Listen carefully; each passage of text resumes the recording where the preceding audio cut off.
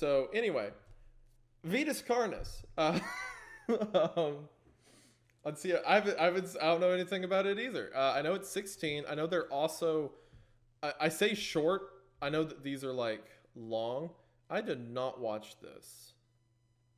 Maybe it auto played at one point while I was asleep. A lot of the times I'll come to these videos and they're auto play. They're auto played because I'll fall asleep during them. So we'll get into that one. Yes, you were all right. I was wrong. Feel free to laugh at me.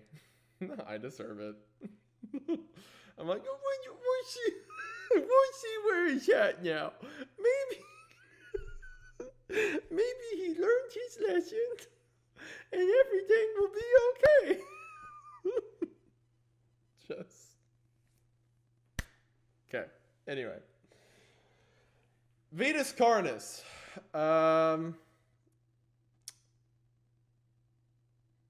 I hope you enjoy it. I got ahead. Hey, good to see you too, Alex. Thank you very much. I hope I enjoy it. And good job on the new Mandela catalog. I love it. Can't wait to make a video on it.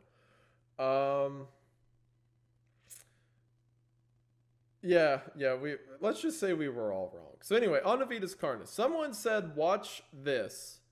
Is this just a summary of this whole thing? Is that the only difference?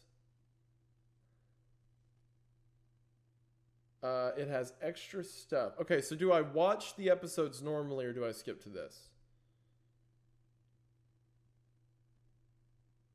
The main one has extra. Watch the full research documentary is what I'm hearing. So some people are saying watch the shorter videos. This is Urban Spook all over again. There is a fight in the chat. People are... Y'all are killing me.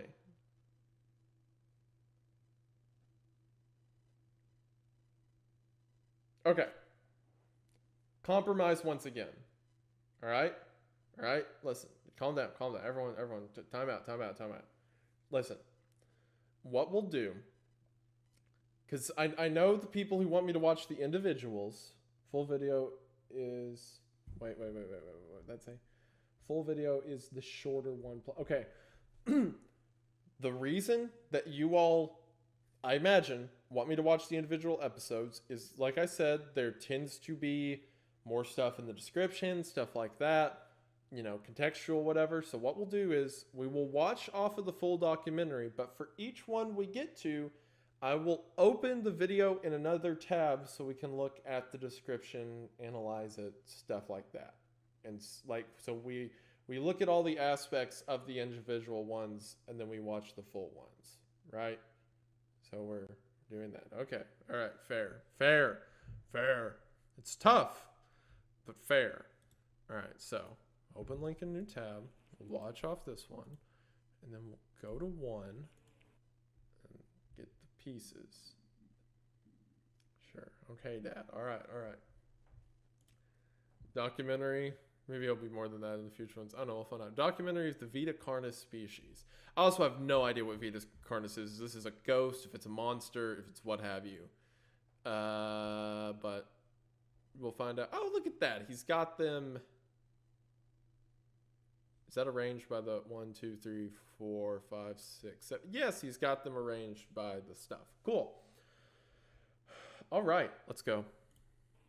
Oh, wait. Our rules, turn on captions. We do. Okay. All right.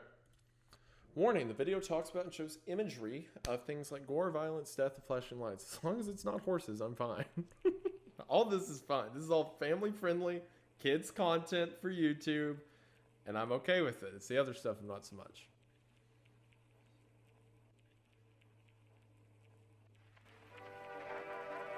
On planet Earth, life has thrived for millions of years. Creatures big and small have found ways to adapt and evolve to flourish in all types of environments. From barren wastes to lush forests, life can be found. Earth has homed these creatures since the dawn of life itself. I need to re-listen to this part because I was thinking about Only until very recently, things have changed. new life forms have appeared all around the globe and completely changing the balance of nature and what we know about evolution itself. That is why we, at National Living Meat Research, have been studying these new species, trying to help educate everyone about these creatures and their wondrous ways of life. First, what are these new life forms? Since their explosive arrival across the globe in 1931, there has been much debate on what these newcomers are, and where they came from. Are they extraterrestrials coming to invade Earth? Or are they demons who come from hell to purge humanity? From what our scientists have discovered, no. The origins of these creatures are solely to Earth, miraculously out of nowhere. We don't know why or how, but one thing is for certain, Earth is now their home. What these creatures are is mysterious and still not well known today. But here is what we do know. These creatures are comprised mainly of muscle tissue, organs, and bones. They greatly resemble animals with no skin, or store-bought meat. Because of these characteristics, they have been named accordingly as Vita Carnis. Interesting. The Carnis Okay, species okay. consume decaying, organic matter, but their main diet is composed of raw meat, not including their Carnis relatives. The Carnis only appear in places where there is an abundance of crawl, which leads to the first creature of the Carnis species, the crawl. The crawl is a growth of meaty tendrils Okay. I see. It's set up like this company making a documentary. I was thinking about across the globe in 1931. There has been much debate on what these newcomers are, right, and where they came from. and they keep spreading. Are they extraterrestrials coming to invade Earth? Or are they demons who come from hell to purge organs and bones? They pattern as vines, meaty tendrils that closely resemble the small intestine, the only difference being the dark red coloration. These tendrils grow in a similar pattern as vines, mold, or fungi. A primary stem structure is the host to divisions of other, smaller branches. In each tendril contains a variety of veins, arteries, and other similar organs used to transport nutrients absorbed from its surroundings. The ends of these tendrils are equipped with organelles used. It reminds me of the growths that are brought up in I talk about so many of these things. Gemini Home Entertainment. Whenever the growths that are going out across the town, and it's like going up through people's houses and it starts to consume them. It reminds me of that. To absorb water and organic matter necessary for growth. The source of these organic materials is mainly found in dirt and soil on surrounding surfaces. Using its root-like tendrils, it absorbs the material and processes it into usable energy. Although, the crawl also obtains energy through another means. Using a sophisticated form of photosynthesis. The dark pigmentation of the smaller branches is ideal for absorbing sunlight, and therefore allowing solar energy to fuel the crawl's growth. Because of its efficiency, it thrives in almost all types of environments, easily allowing it to spread across the world, and can be found pretty much anywhere. Its recent inclusion in the ecosystem has caused many major changes in nature's balance. One may assume that the crawl's presence may outcompete any other competitors, but due to its unique life cycle, where old branches fall off and decay into nutrient-rich compost, all forms of life seemingly flourish instead. The crawl's abundance grants plenty of nourishment to all animals, from plants feeding on the decayed crawl, herbivores thriving on increased plant population, and carnivores feeding on both the abundant prey, and are able to eat the crawl as well. The presence of all these animals leave behind waste, which will be broken down and consumed by the crawl. I'm sorry, I just realized, I forgot I was on stream. I just realized I haven't been talking and it's just me staring, but I am listening and I'm invested. I apologize, I will talk when there's something for me to talk about. And the cycle begins again. This form of symbiosis leads to an environment where all populations thrive. Humanity also uses the crawl to our advantage. Because of the supernatural rate of growth and its richness in nutrients, it has been sustainably cultivated into well.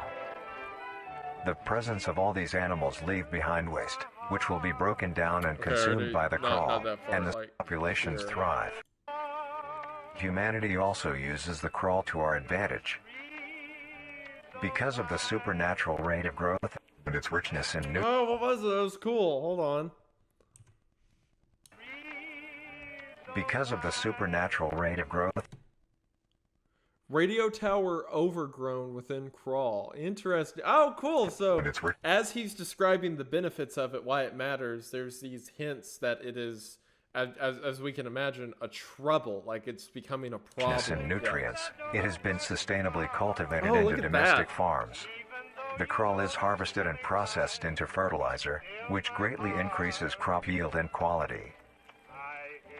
The crawl may also be used as a food source for humans, and reliably so. But due to its unkindly appearance and taste, it has yet to reach cuisine standards. The crawl also plays a very important role in the next creatures that we have been studying. Sometimes, in a crawl-populated environment, a node of meat may develop on one of the branches. This node will fall off and grow into a functioning organism, and go to live on as an independent animal. This leads us to the upcoming species that we will be discussing. The first of these creatures are the trimmings. The trimmings. Whoa, I saw a face. Trimmings are small animals. Hold on. Discussing. No! The first of these creatures like, are eyes. the trimmings. Or was that an old, like... Discussing. The first of these creatures are the trimmings. I'm probably not going to hit it, but... just in case I do.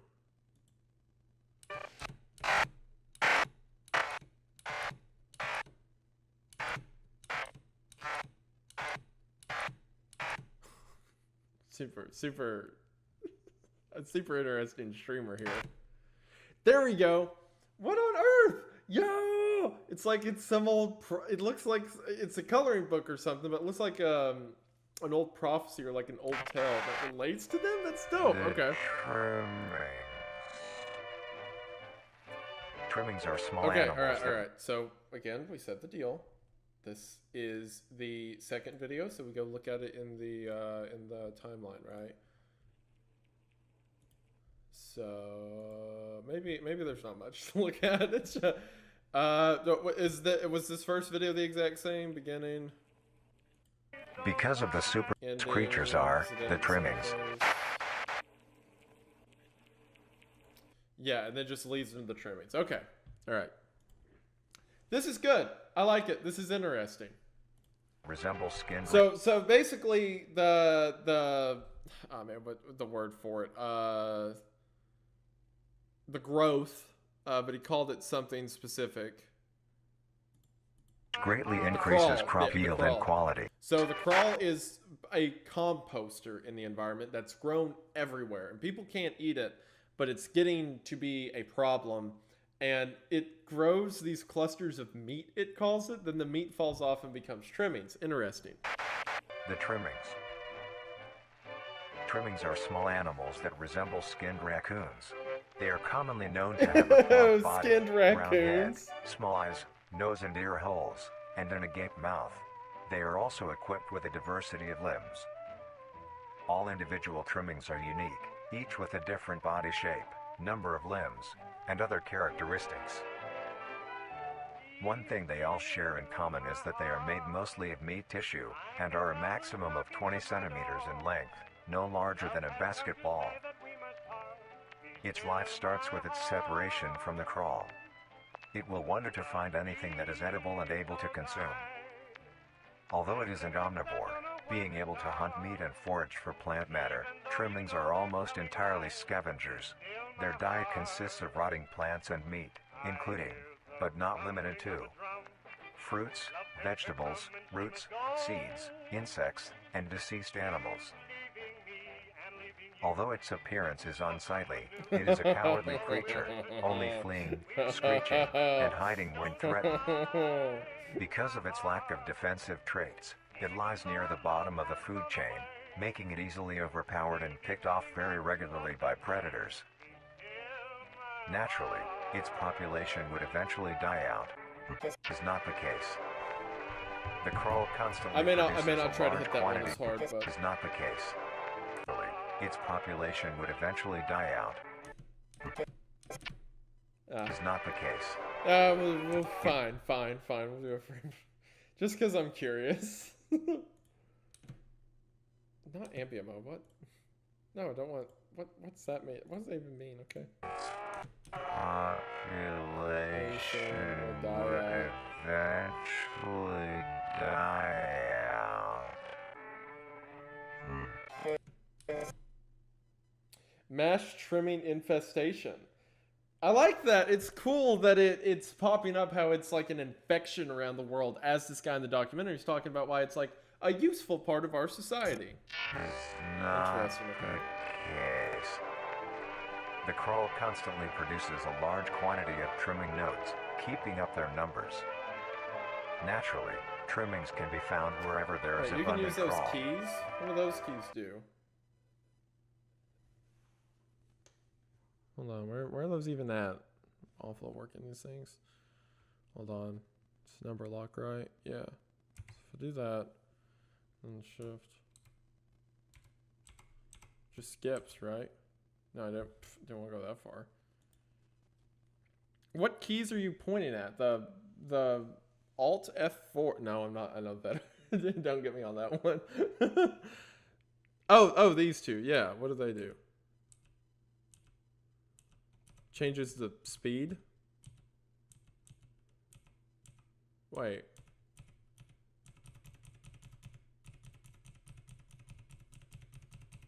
No.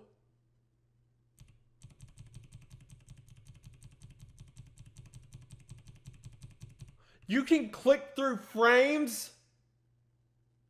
My entire YouTube career of doing these ARGs, I thought you have to put it on 0.25 and pray. You just gotta catch it. And that's how I've made every video I've done up until this point. I could have just slid through the frames.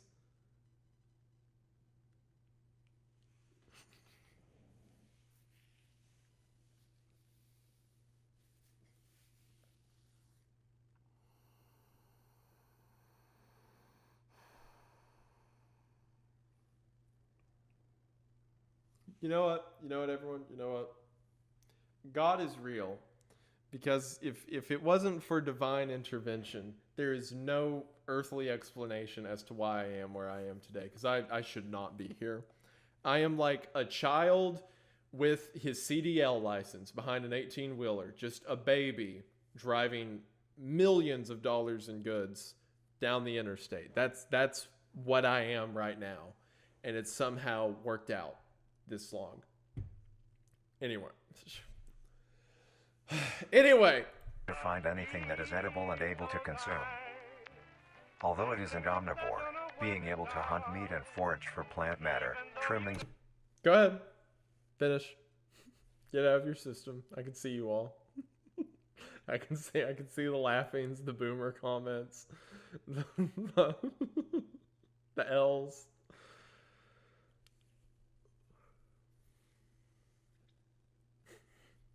There it is. Yep, there it is. There's a key for it. There's two keys. You can go forwards and backwards. I remember, like, with my dad, he would say stuff like, oh, well, what if I want to watch a channel, what if I want to record something, watch it somewhere else? Where's the recording go? Does it still? And I'd be like, how does he not understand how tech works? But now I'm him. Now I'm my dad. Blown away that there's a frame selector. Well, I can tell you that future ARG projects are going to be twice as fast now, because it turns out I don't have to sit there and pause on the image all the time. So I can just pick it. I can just go. I can select it and be done. I've had some of you all had a moment. A few of you guys had to have a moment of clairvoyance whenever I said, What do those keys do? Where are they at? The greater than, less than, that doesn't do anything. Just the moment of clear of realization.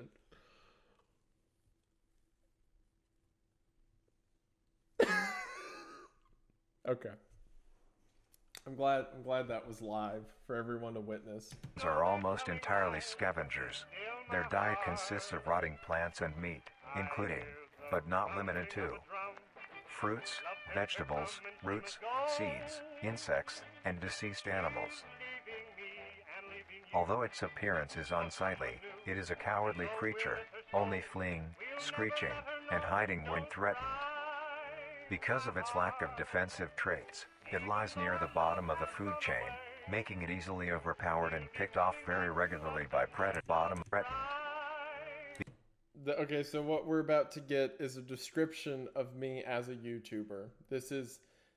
What he's about to say is me in the YouTuber landscape. Because of its lack of defensive traits, it lies near the bottom of the food chain, making it easily overpowered and picked off very regularly by predators. That's me. So, anyway. Naturally, its population would eventually die out. This is not the case. The crawl constantly produces a large quantity of trimming nodes, keeping up their numbers. Naturally, trimmings can be found wherever there is abundant crawl. Trimmings grow at a decent pace, reaching maturity at around 7 months, having a maximum lifespan of 2 to 4 years. Although they are plentiful, humanity has no proper way to implement trimmings into society. Their overabundance has even considered them pests. Oh, wow. Due to them digging through trash bins and making excessive noise at night. Besides all of this, some people still keep trimmings as pets and relatively domestic. The artwork looks a lot like Trevor Henderson's. The guy who made Siren Head. I really like Trevor's work, and this reminds me of it. Them. Nuisance or not, trimmings are a wondrous creature. From their plentiful numbers to their skittish nature, they are truly a thing to behold. The next species on our list is the meat snake. I don't like the sound of that. The meat snake? What? That can't be good. What is it? Again, we said we go to these. I think they're all just going to be documentary, yeah.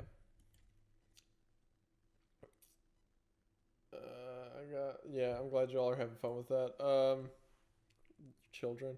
They are truly a thing to behold. I want to the next species on our list is the meat snake. Because now I know that I can just select, so I will simply do that. Man, this is so much easier. Do you know what it's like being like, oh man, I have to get this image for everyone to see? Do you know how mad I would get at these analog horror creators for putting something on screen for like 2 frames? Do you know how frustrating that became? The vitriol I had for them, only to now find out that I could have clicked on it. Okay, so hold on. Stop. To their skittish nature, they are truly a thing to behold. The next species on our list is the meat snake. Okay, so now there.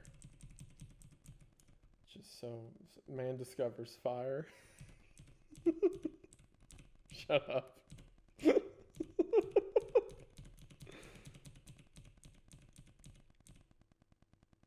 Oh. Interesting. Driving something, a great storm struck. Something, the royal family rode and mashed the prince and something into the sea. Interesting. Okay. Wait, go forward a few frames. Okay. Wait, no, I'm clicking the big arrows. I don't want to click the big ones. I want to click the small ones. Yeah, that's the only frame that lets you see it that clearly. Interesting. Okay. The meat snake. There's some. In the first one, it showed a like family, like a royal family, and I was talking about there was a wreck that the prince, it said they were all thrown to sea. Interesting. The meat snake is a worm-like creature, made of a variety of types of meat, coated in a transparent, skin-like membrane. Its size varies during its lifespan, depending on how much it consumes. When it first separates from the crawl, it is only a few centimeters in length. Eventually, it will reach an average length of 5 meters. Although, under extreme conditions, like natural disasters, war, or plague, it can greatly surpass this length. Again, I don't feel bad about it anymore because I can just Disasters, flip war, to it. or plague, it can greatly... Largest meat snake ever discovered. During a sweep of underground settlements made during the war, a massive-sized meat snake was discovered stuck inside an underground valley. The beast was measured at 40 meters. My word. For us that speak American, that's like 120 feet. It is believed that bodies gathered during the war were fed to the creature. Oh. Causing it to reach the unbelievable size. And then it's got stuff redacted, but then says cult activity. This is so interesting how it's doing it. Because it's talking about how, like, the documentary is describing them as just a normal part of our ecosystem, but we get these frames of, like, the growth overcomes radio towers. Now people can't talk to each other. There's this lore of a royal family looming in the background. And now it's saying that these snakes grow to hundreds of feet underground and that there's cults worshiping them. There is a world happening just outside of the one that's being portrayed to us. And I like that. It's very cool. It's like the world is ending, but we are only reading about it in the newspaper, right? Like there's only glimpses of how bad it really is as someone else is explaining it to us. And I like that. It's a cool, the horror, again, it falls back on the horror being rooted in the unknown, but we're not completely left in the dark. We have enough clues to work out what that unknown might be. I like it. Please surpass this length. The meat snake's diet consists entirely of dead animals or parts. A meat snake is incapable of consuming a healthy, living organism. That's good. The meat snake locates its food by using a tongue-like organ covered in sensors So this to touch documentary guy and wants feel us its to say. environment. The sensors catch particles of decaying meat, notifying the meat snake that there is food nearby. This process shares many similarities to regular snakes, hence the meat snake's name. Once it locates the corpse, the meat snake will open its jaw and swallow the entire body whole. Once the entire body is consumed, the meat snake's stomach will release a variety of chemicals. Some will break down soft tissue like skin and the connection points between muscles. Others chemicals will then ferment and preserve the tissue to keep it from breaking down for as long as possible. After that, the remaining flesh and bones will move along the meat snake's tract and slowly be implemented into its own structure, extending the meat snake. Oh! Unsatisfactory parts like skulls, pelvises, hair, and fingernails will be excreted. Okay, Speaking the of snake skulls, isn't like an animal that's gathering protein to, build its size. It is literally ripping apart like the pieces of flesh and pasting it onto itself. I love it. It's brutal. the meat snake will take the skull from the consumed organism and use it as its own. Each meat snake has its own skull, each corresponding to what that one has consumed. During its lifespan, it will swap or replace these skulls if needed. A meat snake's lifespan depends entirely on how much a meat snake The quick consumes. glimpse of the human The skull. longest one has lived for was 28 years. The meat snake has no predators and is immune to disease due to its preserving chemicals. The only significant ways a meat snake can die is through starvation, burning, or complete destruction of the meat snake's membrane coating. Gotta burn it. Burn it down. Interestingly, That's cool. the meat snake is the only member of the Carnis family that is able to reproduce. When a meat snake reaches an excessive size, and is in the conditions to do so, it will commence mitosis, splitting itself in two. Then the now two meat snakes will go on their separate ways and live on as two distinct organisms. Brutal. Meat snakes can only be found in moderate temperature climates, not too hot, not too cold. Oh, just Their everywhere, population you know? depends entirely on the amount of corpses available. Where there is death, there are meat snakes. Oh, that's cool. As wars Humanity will happen, use as them mass to our death, these things advantage. show up to eat Meat bodies. snakes are a very efficient and clean way of disposing of any meat products. The preserving fluid within the meat snake's body I like the disinfects subtle the mention carrion. that as it's talking about meat products that can be disposed of, it shows a human. That's cool. Snakes are a very efficient. And also, like, imagine, like, trying to retrieve your dead from the battlefield, and there's just these things eating them everywhere. Man. Efficient and clean way of disposing of any meat products. The preserving fluid within the meat snake's body disinfects the carrion, preventing the spread of disease. Humans use meat snakes in butcher shops as a waste bin, dispose roadkill, within war on the battlefield to dispose of festering they bodies use and them on parts, purpose. and within zoos to dispose of deceased animals. They are extremely tame, not caring if any creature is around them, Extremely only acting tame. defensively when it is within consuming a meal. This means they are very easy to tame. Overall, meat snakes are a marvelous creature with a very interesting way of sustaining itself. It is an amazing experience to encounter one, as long as you don't mind the smell. Our next creature is the mimic. Don't. This series is awesome. This series goes hard. Okay. All right, let's roll back to that last one. I'm sorry if I'm not talking a lot. I am like fully invested in what it like. Yeah, there is this entire biological tree of what these things are, and then back to the fairy tale, which I can't read. Something. The prince eventually walks, maybe? The prince mumbled or fumbled his way into a nearby cave. The prince something could to put himself under a healing sleep. Okay, so after the boat crash, after the boat crash, the prince lived, probably not anyone else.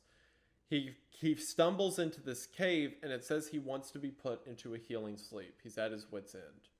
Cool. I love it. There's like supernatural lore of the world getting destroyed, and science like merging. I'm here for it. Bipedal. By the rule, we agree. No, do not skip that far. By the rule we agreed on. I don't know if this is doing anything, but I'm agreeing. I'm sticking by my word. Okay, anyway. The mimic. The mimic is a bipedal creature with uncanny similarities to humanoid anatomy. They greatly resemble humans without skin, without an exaggerated. Look at the OG vid at the end. Okay. The one we just did, or maybe they mean this one we're about to do. Okay. Mind the smell. Make stuff. Our next creature is the mimic.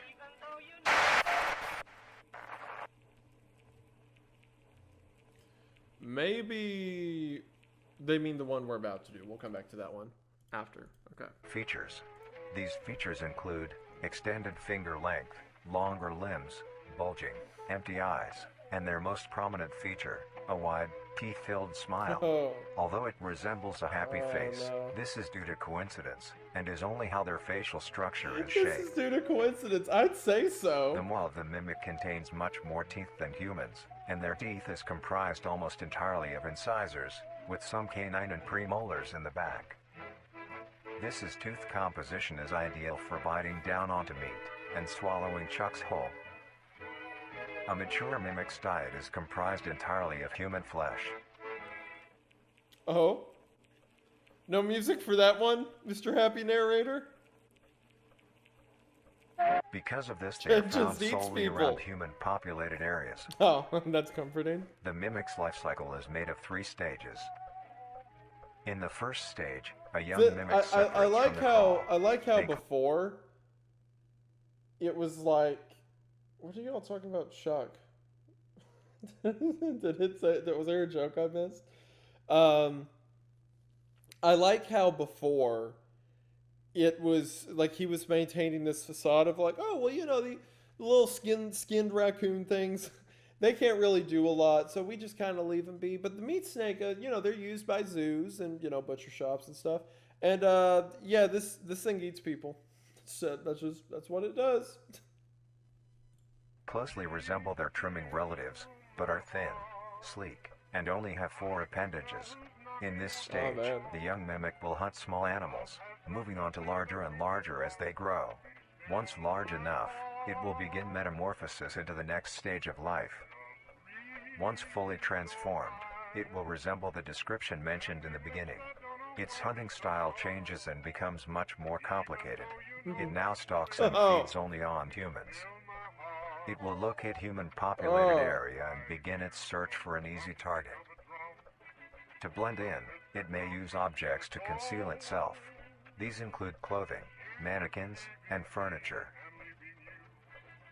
Once a target has been found, the mimic will observe its prey and learn its routine and when it is most vulnerable. This is typically when the human is asleep at night. Once the prey is within position, the mimic will advance silently until it is close enough. Fellas, I already have enough things to think about whenever I'm falling asleep at night to keep me from falling asleep. I don't need to think about a skinned person who looks like that slowly getting closer in a way I can't hear him until he eats my skin. Okay, I'm good. I don't want this right now. Its routine and when it is most vulnerable. This is typically when the human is asleep at night. Once the prey is within position, the mimic will advance silently until it is close enough. The mimic will then execute and immediately begin consumption. Once the mimic has had its fill, it will leave the scene, a fair distance away from the human population, and begin to digest its meal. Although, in the case that a human is awake, a mimic will use a variety of sounds to either lure or startle prey into cornering themselves. The DoorDash just got here, and they knocked on the door, and it went straight through me. I am cold all over. Oh my word! As soon as it said they will use sounds to lure their prey, knock knock knock.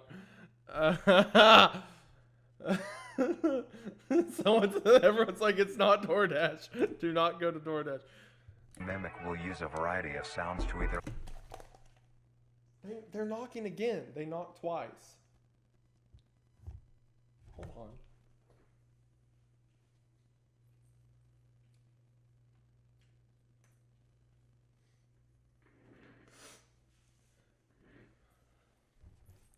So guys, the DoorDash isn't here. There's no one here. I am wigged out.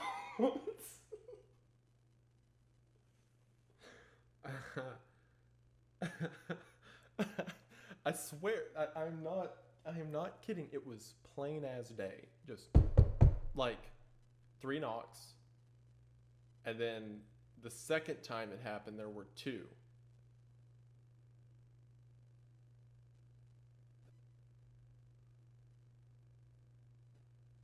I swear I'm not kidding. I promise you. You saw my reaction that jumped the second time. I promise you. Ollie, making my dog come in here. Ollie, come sit on the couch. Ollie, come here. He was asleep. Come here. Come here. Come here. Get on my couch. Hop up. Good boy.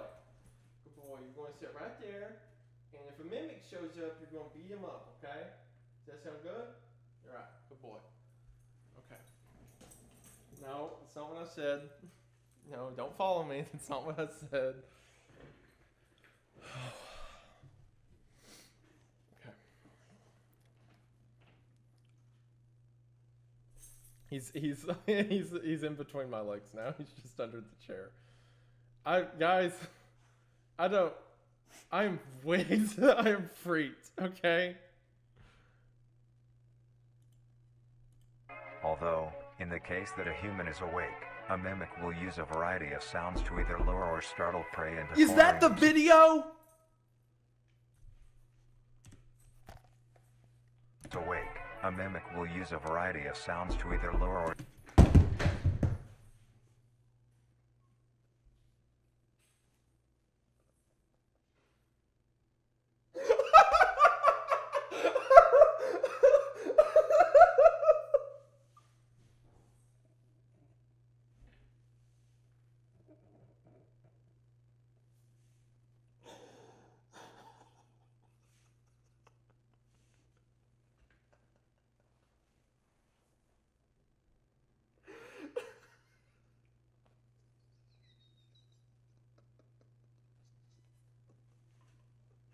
I'm so mad.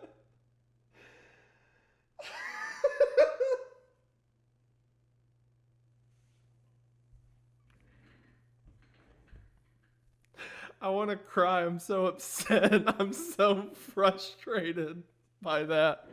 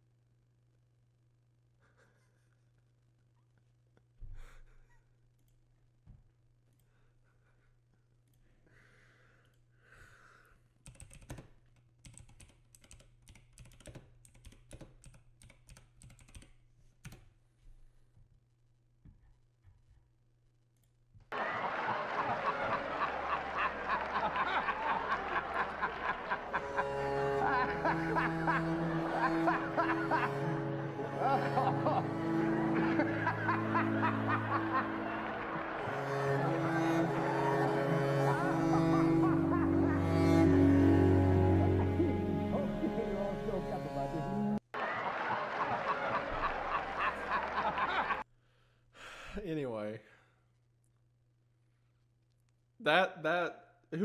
if anyone knows who made Vita Carnis, good job.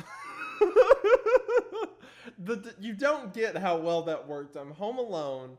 The door is to my right, and the knock came out of the right channel. If it had came out of the left channel, I would have been like, was that a sound effect? But because I was waiting on someone to come to the door, and it came out of the right channel, I was like, oh, that's clearly the door, right?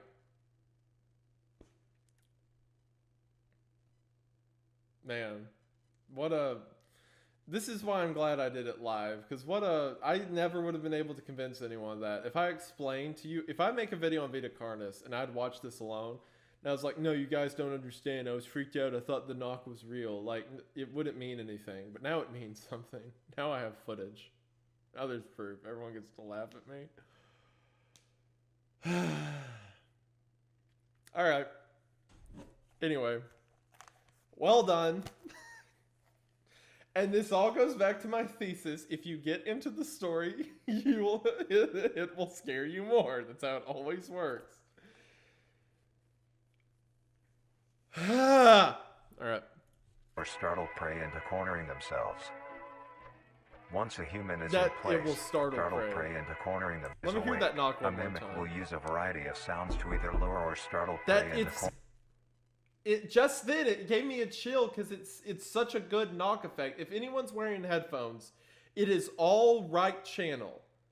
And what a good job. Okay. cornering themselves.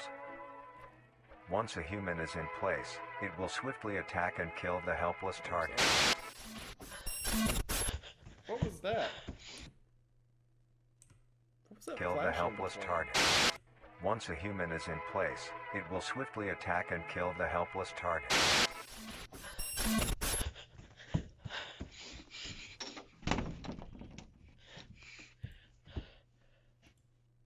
This is really good. If I haven't made that apparent enough by my reactions, this is very well done. For now, I'm leaving one ear off.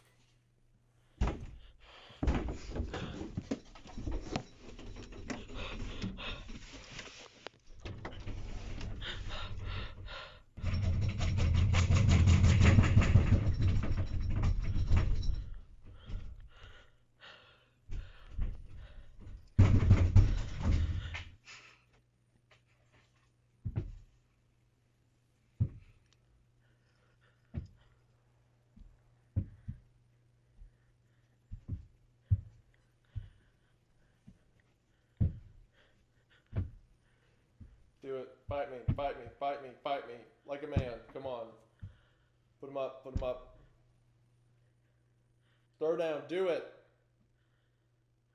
Do it!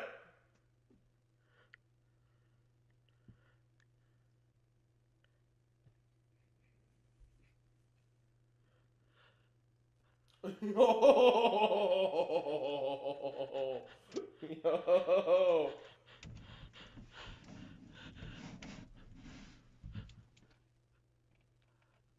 No!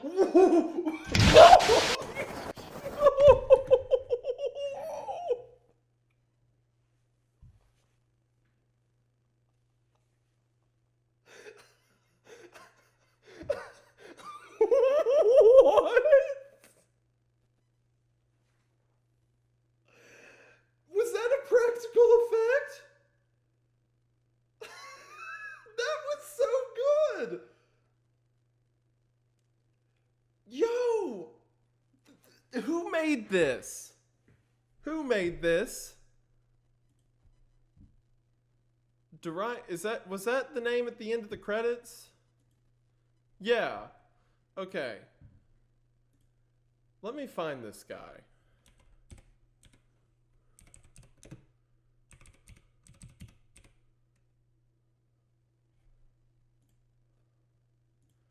That was... Okay. Hold on. He follows me on Twitter. That's so cool. How does this guy only have 3,000 followers? Okay. That was insane. All right, so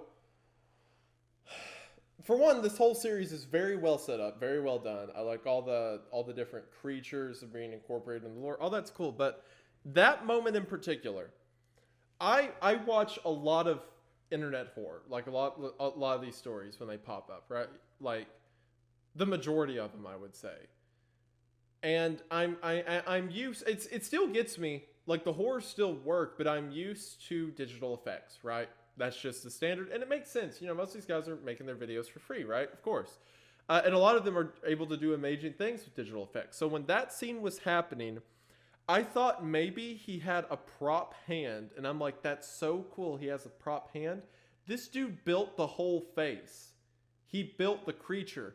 When we saw this guy earlier, I was like, okay, cool. We'll get like, you know, maybe a Henderson-esque drawing of it, similar to the trimmings, right? It'll be something like this with that face. But then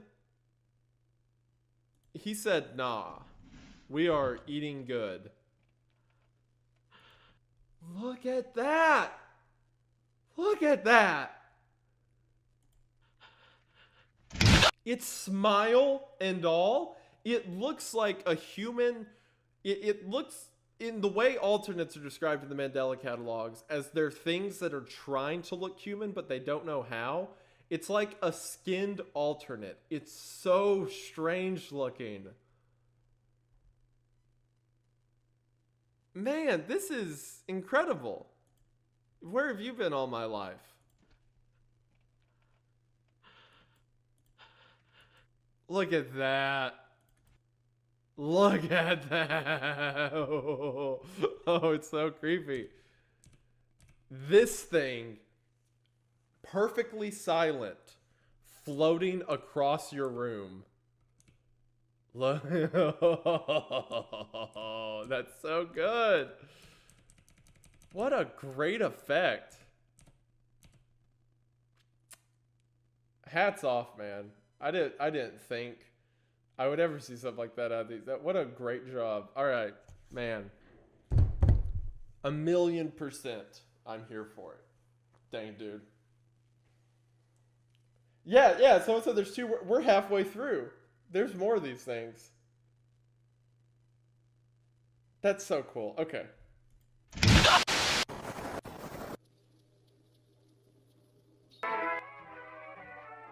The next stage of the mimic's life cycle has two potential morphs it may develop into.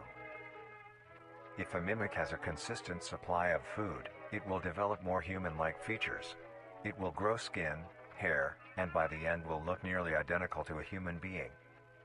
It now can blend entirely into civilization, and lure other humans more effectively. The second type of morph happens when a mimic receives an overabundance of food. It will grow into a larger, more evolved hunter. Its proportions will increase in length, and its humanoid features will fade away.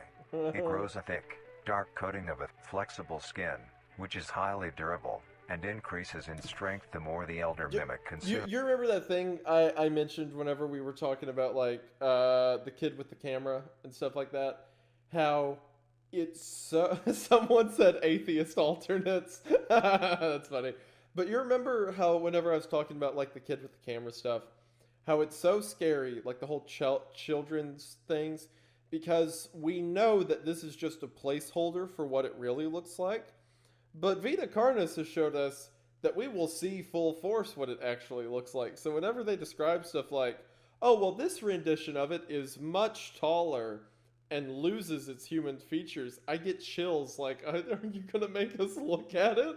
Are we going to have to see what the real one looks like? I don't want to do that.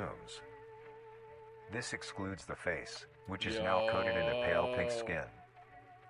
The mimic's teeth have also moved deeper into the mimic's throat, leaving its mouth a toothless grin. It uses the dark hue of its skin to hide seamlessly within a dark environment. Its skills have also been heightened. This makes an elder mimic one of the most efficient predators on the planet. Because of the obvious threat this poses on humanity, nations around the world have released instructions on how to be able to fend for yourself in a mimic encounter. Here are the instructions. 1. Avoid going out alone if your location is known to have mimics, or there have been mimic sightings. Oh, this is so good. Okay. 2. If you encounter a stationary mimic, seemingly unfazed by your presence, quietly leave the location and alert your local authorities. 3.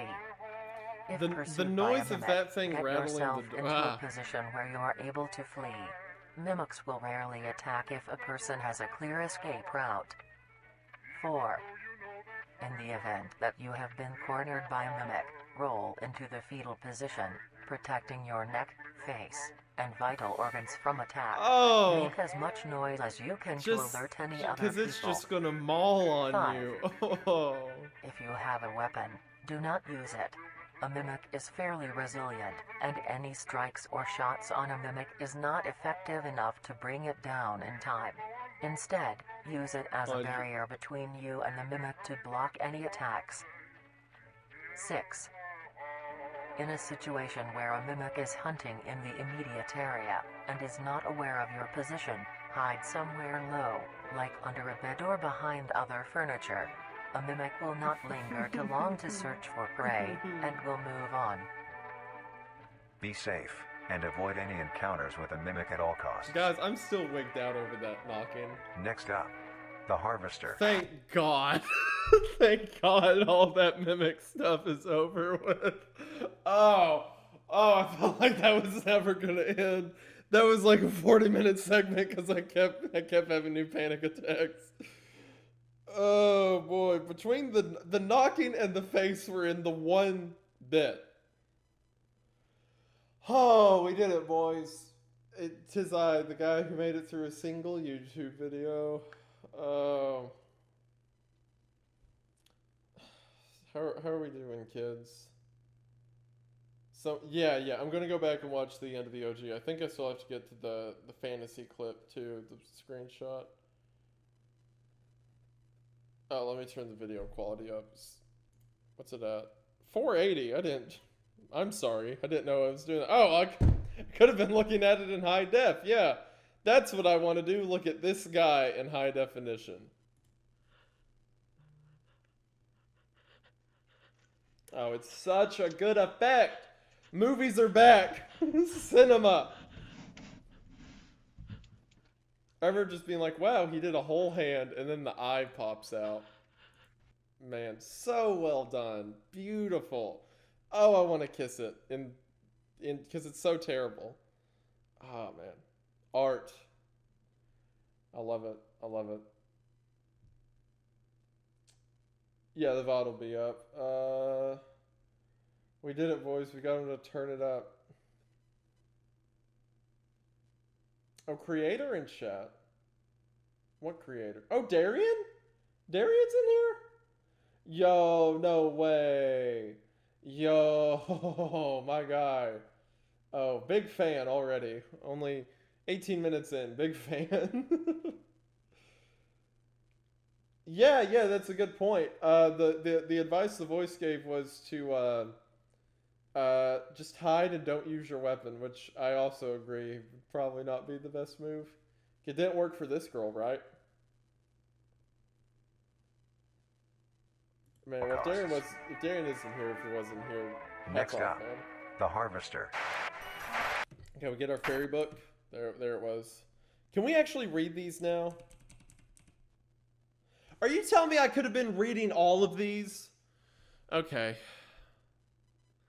Did you know that you can skip to frames? And you can also select the quality of your videos. Really? You can do that stuff? I figured out how to use YouTube 2 days ago and just... The branches. And somehow have 2 million subscribers. This node will fall off and grow into a functioning organism and go... If I was trying to start YouTube, if I was a guy trying to start YouTube and I saw me where I am now, that would be my Joker origin story. That would be the last straw to see that I have come as far as I have. Like, oh, I can turn quality up to read and I don't have to pause it really fast. To live on as an independent animal. Okay. Brings us to the upcoming species that we will be discussing. The first of these creatures are the trimmings.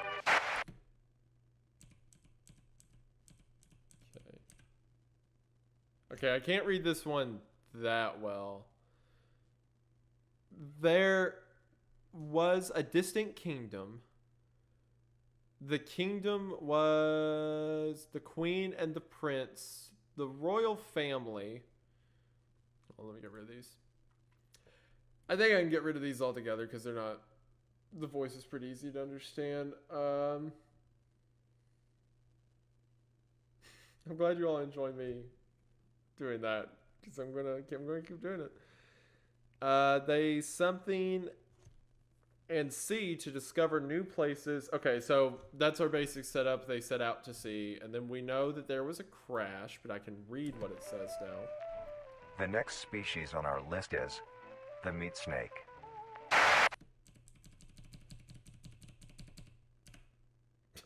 Yeah, I can just read it. During the travels on one of their voyages, a great storm struck. It was so powerful, it swayed the boat. The royal family rode and pushed the prince.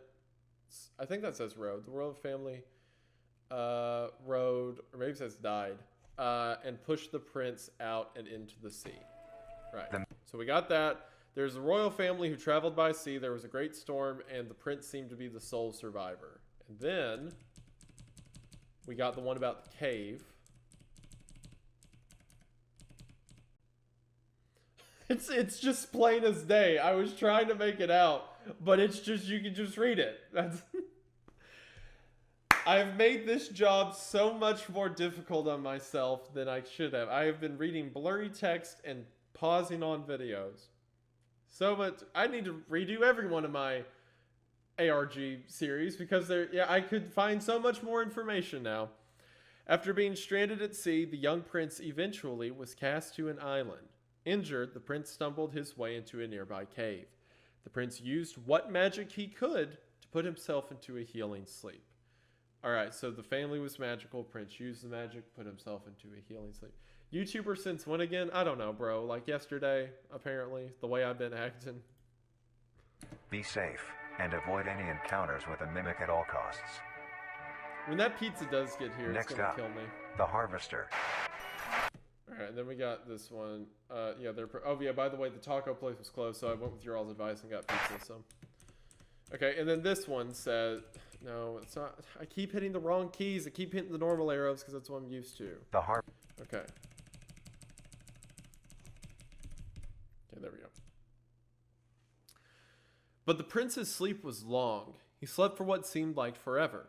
As he slept, the land around him changed and grew. It was unrecognizable from when the prince first arrived. But the sleep still needed time to heal the prince, much more time. But it kept the prince safe while he rested, guarding him from the elements as the land changed. Fascinating. Okay, so the sleep puts him into a deep slumber. Years go by, perhaps. Interesting. The Harvester. Okay, and I told that guy I would go back and go to the end of this one. So let's see.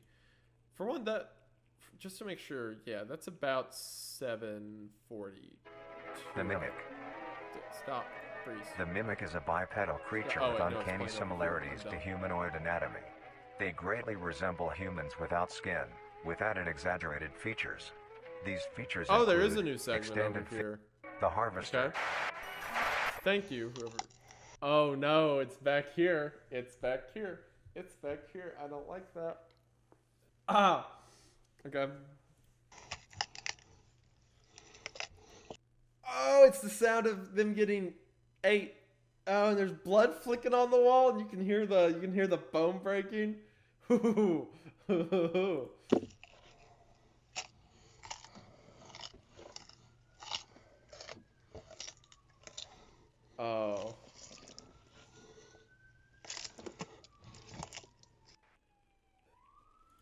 Fellas, I think I might be in love. I felt this way about a girl in a long time, I tell you what. Like, this is hitting all the high notes for me, from like the effects to the lore to the hidden lore to like the presentation. Like, this is rubbing me the right way, I tell you what. She is special. Oh boy. So great. So great. Okay. The Harvester. I think my food just got here. Did it just get here?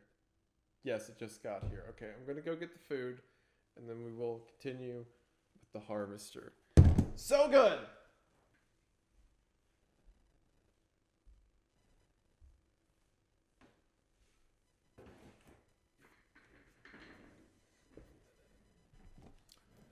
All right. We are back. The pizza, by the way, for those asking. Papa John's, stuffed crust, pepperoni. 'Cause I'm basic and like to pretend I'm a child, which I am effectively, as we've been able to tell by my computer skills.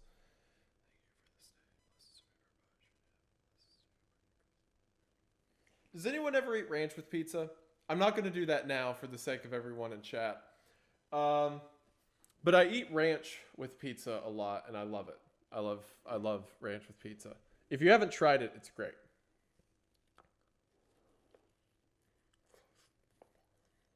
All right. Harvard. Oh wait, before we start, since I'm a Twitch streamer now, I tweeted about this in like a caffeine-fueled rant one night about how this is the best soft drink ever, and I still stand by it. The strawberries and cream Dr. Pepper. If you don't like it, you're wrong. Anyway, I'm having a great time. Found a new horror series I love. Got my strawberry Dr. Pepper, my stuffed crust. Life's good, man. I did pray. That's what someone asked, did I pray? I did pray. Mom. Me, Ma. We ain't said grace yet. Thank you. The Harvester is a large, bulbous mass, with a large amount of tendrils spreading from the base. The bulb measures around 3 meters in height and 2 meters in diameter. The tendrils, on the other hand, can extend up to 150 meters in diameter horizontally. Okay. The harvester is a specialized form of crawl that grows in a unique and deadly way. A harvester is created when a node that will grow into a harvester. Instead of separate. I like how this began with like, the crawl actually very beneficial to our society, can be used in a lot of senses, and most of its inhabitants are, they're good for the environment. And now it's devolved into, yeah, so there's these things called mimics. They'll run you down and eat you. Don't try to run, you can't. And also, the crawl has a deadly growth. So, like, all pretenses have just been lost. Separating continues to grow. Eventually, it will grow tendrils of its own. It uses the energy provided by its mother branch and expands its reach further. Its tendrils, hidden just below the surface of the ground. The harvester is equipped with two types of specialized tendrils. The first type is bulky and flat. They lie the closest to the surface. These branches are lined on each length of the tendril with spines, extending in the shape of a bear trap. That reminds me of the monster from The Mist. I don't know if you've all seen The Mist, but if you have seen The Mist, this reminds me of the monster that attacks that kid in the garage. Each side of the branch, those particular spines have a vein that feed into them, that pump two types of venom. On one side, the spines can inject a neurotoxin, which will attack the nervous system of whomever it is injected into, causing sudden paralysis. The other side can inject an anticoagulant, which when injected, prevents blood cells from clotting. Whenever a large animal moves across the area armed with these tendrils, the branches will clamp onto the animal and thrash violently. Once the prey has been injected with both venoms, the tendrils will rest and the prey will immediately collapse. The animal will be unable to move due to the paralysis, and the wounds caused by the thrashing spines will not stop bleeding. All the prey can do is lie patiently, until succumbing to blood loss. Once the prey has bled out, the second type of tendrils come in. They lie below the spine equipped once. These branches are thick, but very sturdy. They share similar anatomy to the small branches of the crawl, equipped with organelle that absorbs nutrients. These tendrils sense the blood, and move their way to the surface and begin to absorb the vital fluid. Once the blood has been consumed, the tendrils will wrap around the body and begin to shuffle downwards. This movement loosens the soil and slowly pull the body underground. Once secure, the tendrils will continue to feed until there is nothing but scraps. The nourishment absorbed by the Imagine you get like a vine that causes you to start bleeding and you can't move, like it said, like a bear trap, and then you go limp and the ground just starts shifting beneath you, so you get buried alive while you're paralyzed. Oh, it's so good. Oh, that bangs hard. All right. Tendrils will be sucked back into the main bulb of the harvester. This bulb houses all the vital organs and the venom glands that pump into the spines. The nutrients are then converted into usable energy. Pictures, I love it. The remains underground decompose, providing a rich soil, causing very prominent plant growth, which then attracts more animals. A strange behavior the harvester displays is its choice of diet. The spines will only activate on larger animals, allowing smaller ones to pass by unaffected. The spines will also not activate on some species of bird. There are a couple theories as to why this happens. One, it could be that attacking smaller animals would cost too much energy for what they get in return, making it not worth the time. Another could be that smaller animals may attract larger animals or predators, allowing a safe place where prey may thrive and lure more predators. It truly is astonishing. That's a word for it. Although it is a spectacular creature, it is also very dangerous. The harvester is decently rare, only populating sparse areas in the northern hemisphere and woodland forests. Yeah, just places where people are. No big deal. If you are stung by a harvester, there will be no way of helping you, being that there is no cure, and fatality is 100% positive. Oh, we got another pick. Cure, and fatality is 100% positive. Glitch. Family attacked by harvester while hiking. Authorities refuse to handle. Yeah, authorities refuse to handle the harvester. Yeah. Yeah, while he's presenting it as just like, oh, it'll kill deer and fox, not mentioning that this thing will just mutilate anyone. The best thing you can do is avoid encountering a harvester in the first place. If you are hiking, take note of any warnings or signs saying that there are harvesters around. If you also notice an abundance of lush, ground-dwelling plants in a forested area, and there are no signs of wildlife, this is suspicious and you should leave the area, staying close to the base of large trees or... I'm in the woods all the time. That is going to embed itself in my brain. If you see a large suspicious patch of greenery and no wildlife, leave. Man, that's great. Oh, I love that stuff. Rocks. If you find yourself in the middle of a harvester ground, do not panic. Sudden movements may activate the tendrils and will inject you. Although a harvester is rather forgiving, do not risk any skittish movements. Remain calm. If you have any objects with considerable heft, like coats, backpacks, or full water bottles, gently take that object and lightly toss it towards the bulb and away from your escape route. This will activate the spines on where the object lands, distracting the bulb for a moment. You will then slowly begin to do wide shuffles away from the bulb. If possible, throw another object when you are certain you are a fair enough distance away, just to be safe. Continue until you are complete. Kayla ain't gonna watch this stream because you know she like works full time and she does adult stuff or whatever. She's not gonna watch this stream, so I'm gonna say right here, 100% I would throw her, just right at that bulb. Yeah, I'm backing out. I have you guys to come entertain, so really it's not my fault. But since she won't say this, I can say I'm throwing her at the bulb. I'm throwing her to the harvester. What? What's she gonna do? See it? Witness this? No, of course not. I can say whatever I want. Yeah, she's going right, that her doctoral, her degree, and all of it, just going right at that bulb, right into it. She gonna do? Stop me? She's already being eaten by the harvester.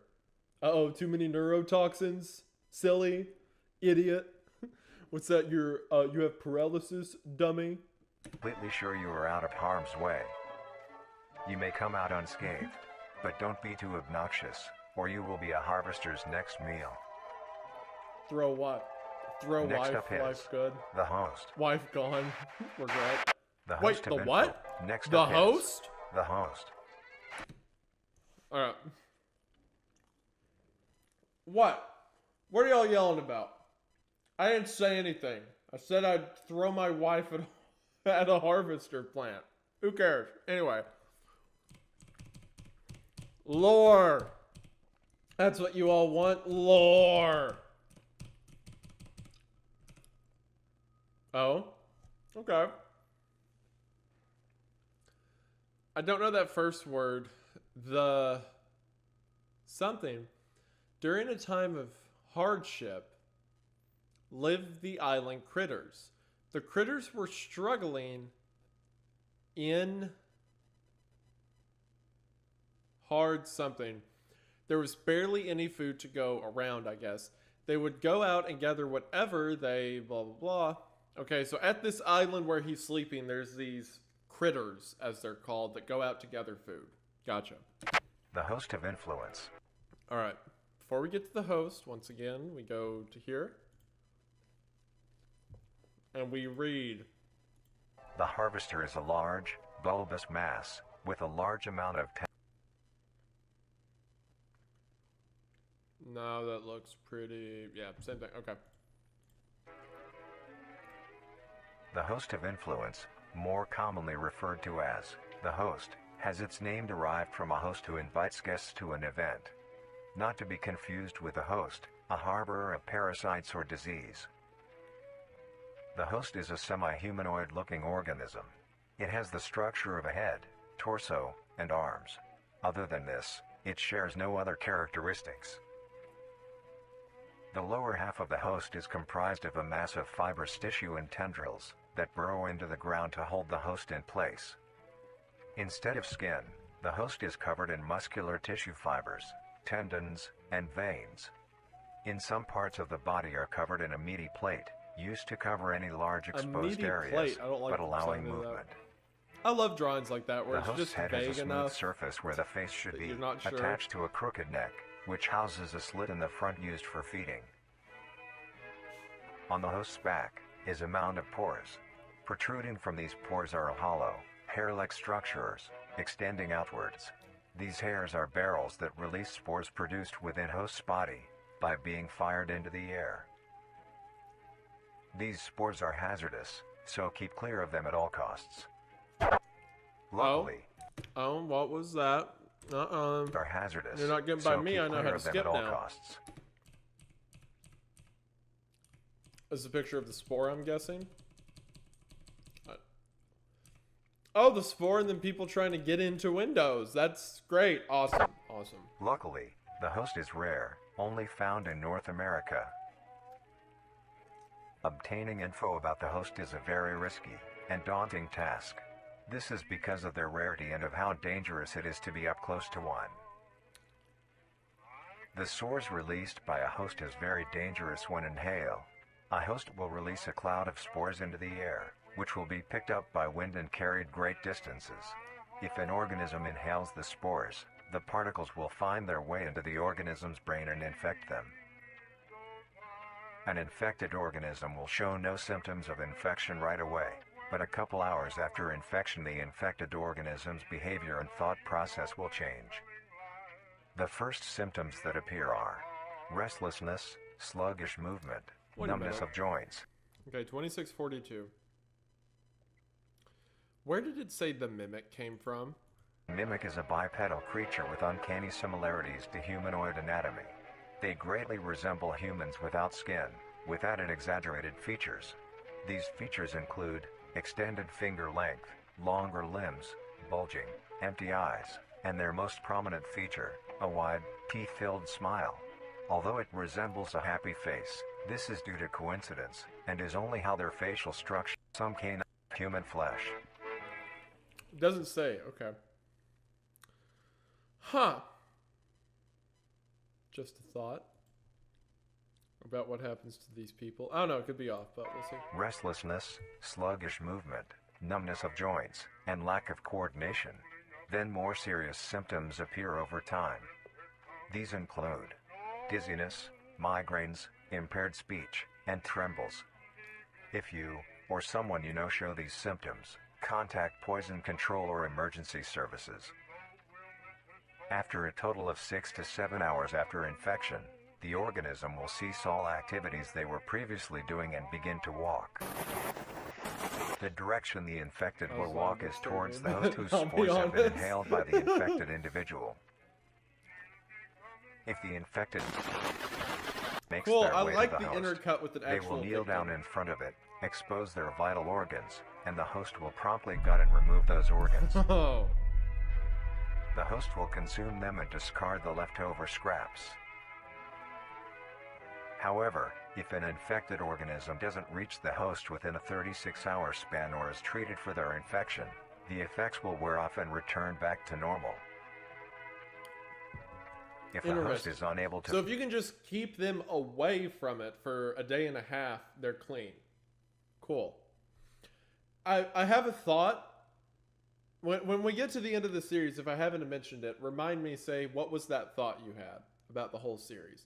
I'll mention it at the end, but I'll save it for now. find prey or doesn't like its current location, it will unroot itself and move to a new location. Their scarce numbers and the hazard of being around one makes getting info about the host very daunting. All you need to currently know is that the host is extremely dangerous and should be avoided at all costs. The host Next. is terrifying. The monoliths. The monolith. Okay. All right. So where's our tail?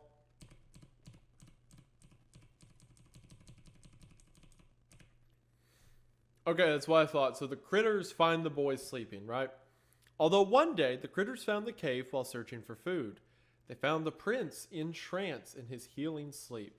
The critters were so, I guess, in awe The critters were so awestruck and enchanted by the prince's magic. Interesting. I love it. This is so good. Okay, once again, we clear the original.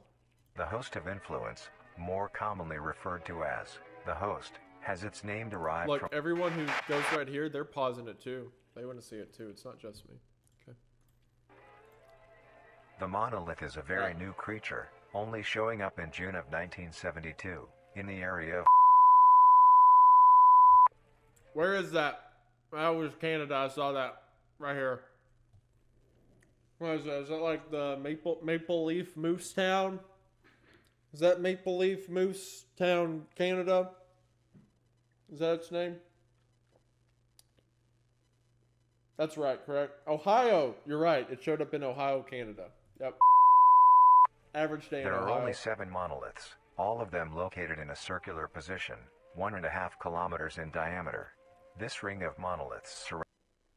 Oh, someone said their ears hurt? Someone said their ears hurt? Well, what? This ring of What hurt your monoliths ears? surrounds...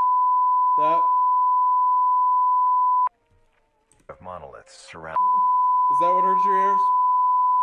Is this the noun that hurts? The surround... After all the mocking I received, after all the pain, after all of the clips I'm going to see on Twitter for the next year of me crying, this hurts your ears?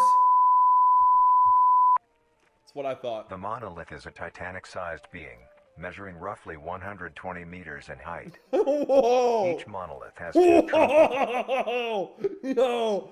Oh, this is cool! When he said big, I thought like 20 feet tall. I didn't know this was like an eldritch god. Oh, this series. Oh, it has individual monsters. It has things that make people want to worship it. It has these. It's so Lovecraftian. Oh, put it into my blood. Oh, this is so good. Okay. Legs that are firmly embedded underground. The legs connect to a torso. Look at that. The creature itself is made of hundreds of thousands of meaty strands, tightly woven together to form the structure. These strands end at the neck, fusing into a solid mass of hardened flesh in the shape of an upside-down triangle, with a hole in its center. On each side of the monolith where arms would be, there are dozens of long, rope-like appendages. These reach just barely to the... Someone said, "Subjects of Ymir, hear my words," which is an Attack on Titan reference that won't mean anything to anyone else, but that was funny. Thank you. ground. At the creature's feet, the strands go deep into the earth and extend horizontally a decent distance away. What the monoliths do is simply stand and do nothing. That's so cool. The only activity documented that the monoliths have done was in...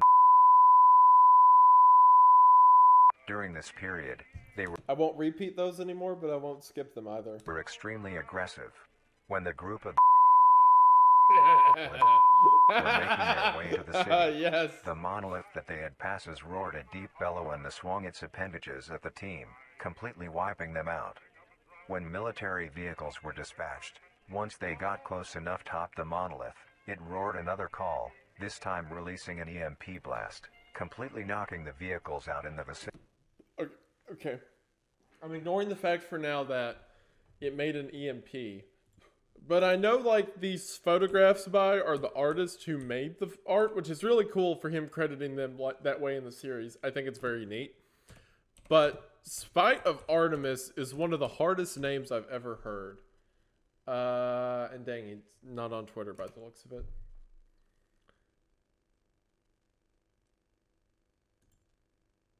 Oh well, anyway, that name goes hard. Just throwing that out there. Finally, long-distance rockets were fired and struck the creature. Oh man, the government was like, man, kill those things.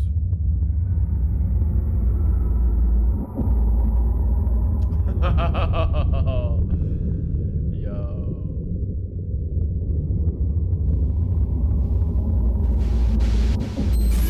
Although damaged, it regenerated at great speed and resumed its stance unscathed. I saw that. You come back here. Although you come back here. What was that?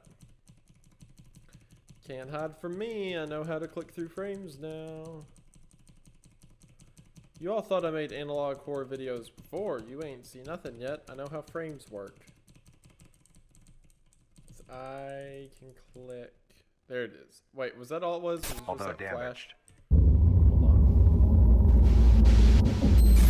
Although I damaged, guess so. it regenerated at It's great just a picture speed from before. and resumed its stance unscathed.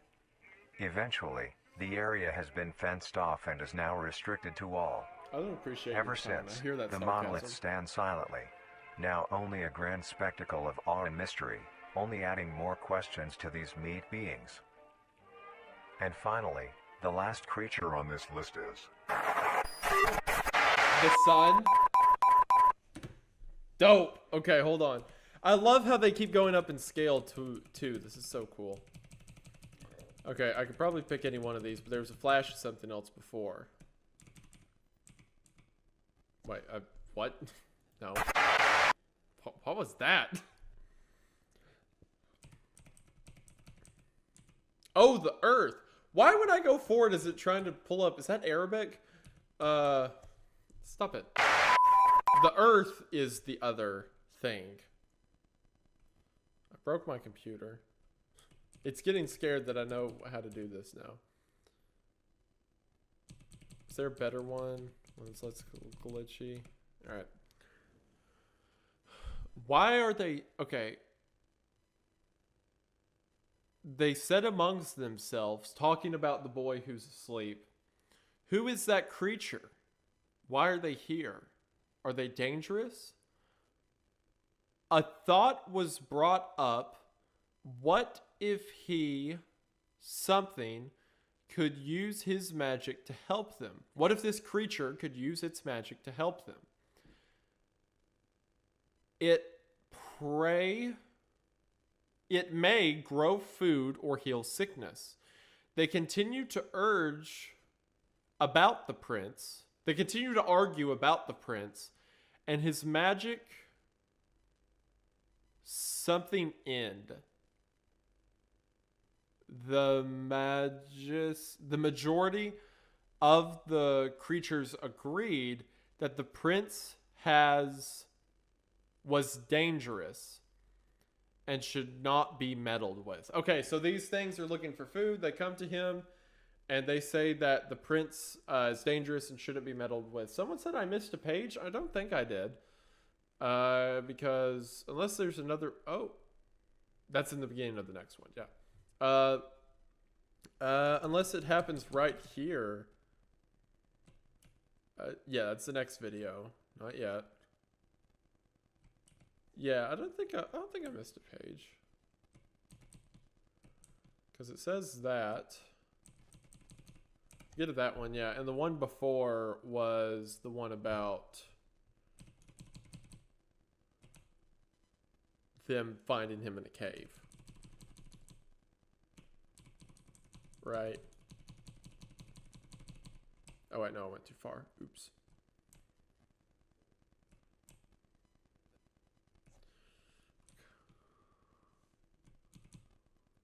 If it keeps trying to load, I'm just going to have to say, trust me, bro.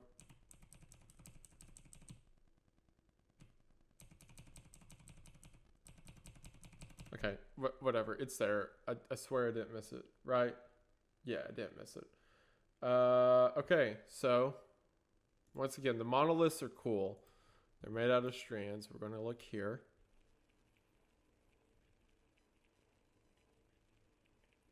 Oh, there was more at the end of this one. Wait. The monoliths. Is this a lot more? That the monoliths have done was in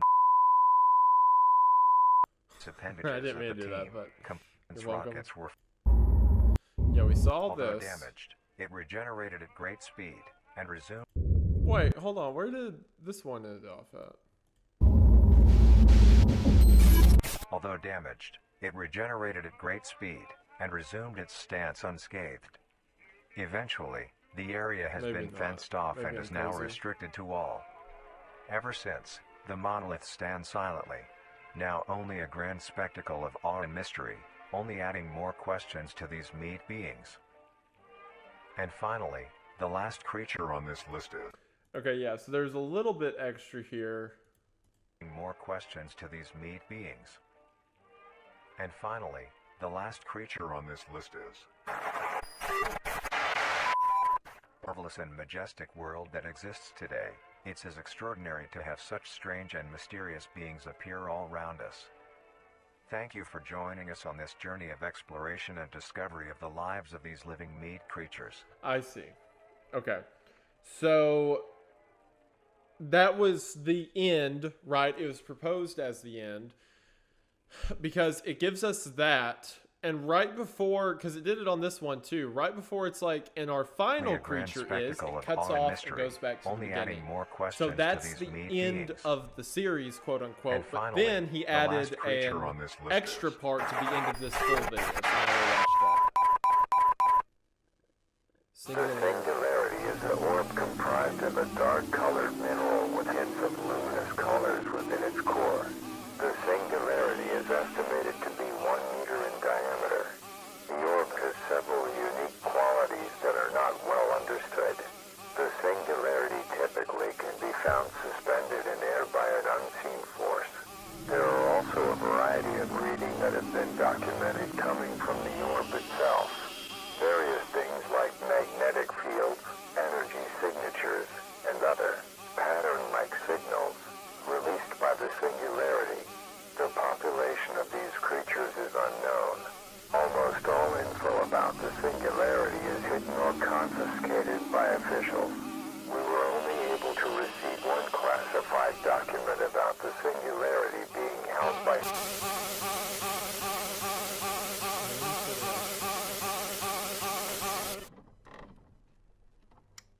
marvelous and majestic world That that was the exists singularity today. document. It's as extraordinary Again. to have such strange and And mysterious then it beings gives us appear the all original around us. outro. Cool, cool. Thank you for Okay. joining us on this journey of Dope. exploration All right, and so that was discovery like, of the lives from of what these looks living like, that meat was creatures. season 1, right?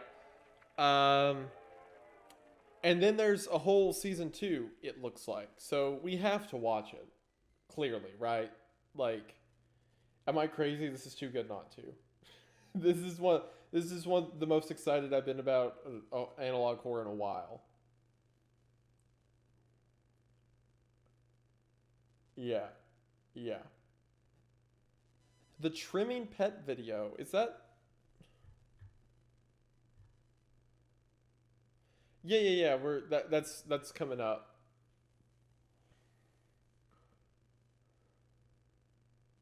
Dope. This is great. I love this guy. This is fantastic.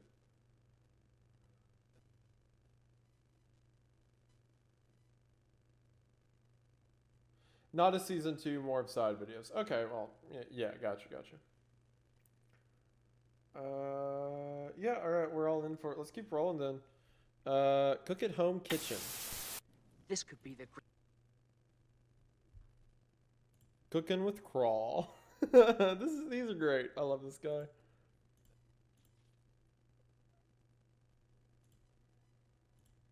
Ads auto-generated. We'll just leave it greatest off. discovery of the age. Let this feeling in. have any information of the whereabouts of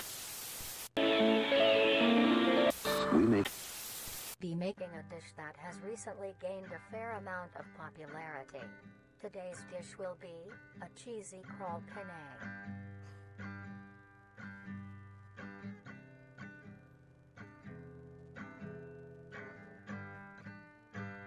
To start off, these will be the Now I really am a ingredients you will Twitch need. streamer. I'm eating food while we're watching the 3 cooking cups show. of penne pasta. Roughly 3 cups worth of fresh scroll. Try to get a variety of sizes when you buy yours, or when you harvest them This yourself. is funny. I like it. 1 cup of cheese. Half a cup of green onion. 1 teaspoon of salt. 2 tablespoons of Cajun spice. 2 tablespoons of parsley. 1 tablespoon of dill. 1 tablespoon of garlic. A pinch of Way too much dill and parsley. I cook. If you put that much, you're gonna kill any meat flavor you throw in there. No, way too much. pepper. And finally, the most crucial ingredient, Dryer Company's newly released flavor enhancer to bring out the richness of flavors within each and every meal. First, get a medium-sized pot and Go look at the wanted sign again. When? At the beginning of this one? Did I miss a wanted sign? Where's the wanted sign?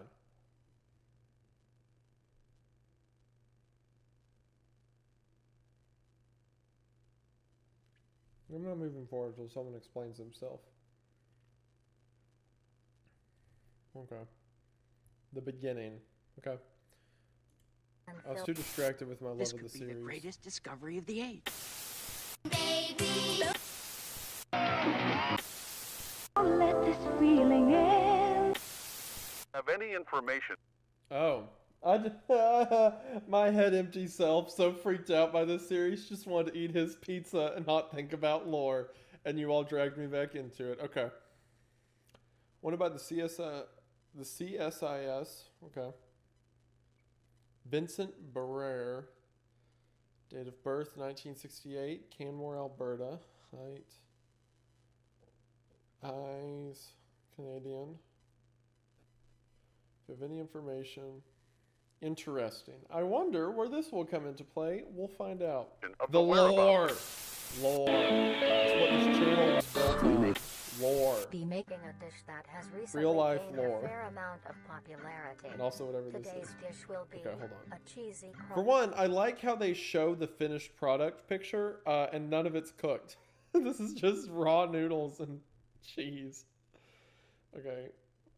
Go back to here. To bring out the richness of flavors within each and every meal.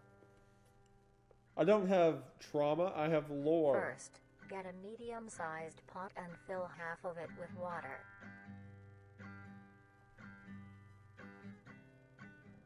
Let her cook. I feel like don't eat the roots.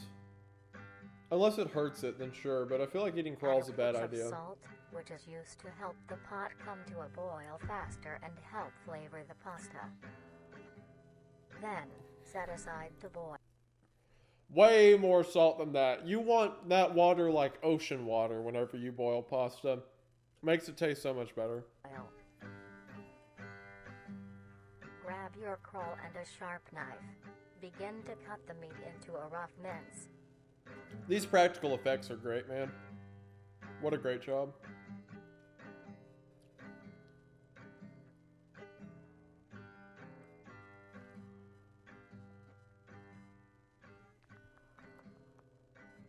Yeah, you're right. Maybe mimics are made from eating this stuff. That'd explain it, idiots.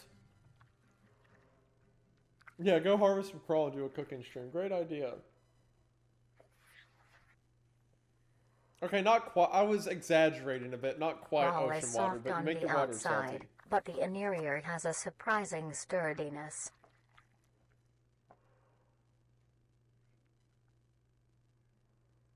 I can smell that. It's terrible. Then, gather the meat and set aside.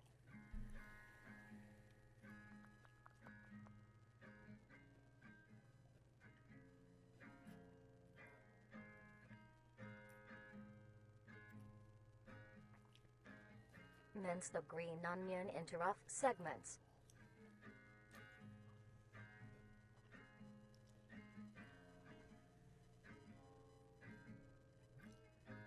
Take this mince and set aside as well.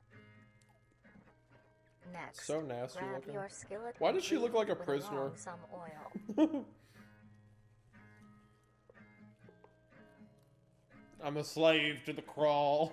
Take your minced crawl and spread it evenly across the skillet. Ew. Stir occasionally until crisp and brown. It just looks like rotten meat.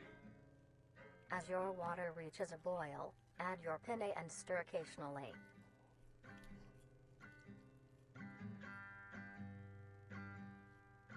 I'll be more talkative when I finish this. This is my last bite. Last piece. Cook until soft. And to be fair, this is the standard Twitch level. At this time, your crawl will be brown and crisp. I'm going above and beyond Add your even minced acknowledging green you all. onion and then the You're going to make fun of spices. me for the multiple mistakes I've made in this stream so far. Mix well. I'm so glad we turned off Urban Spook. Once This your is such a pasta nicer is vibe. finished This is cooking, just relaxing. Eating my pizza, hanging out with the dudes. This is such a better vibe.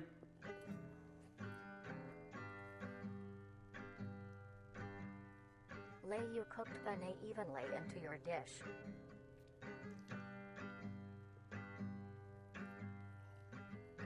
Then add the crawl topping.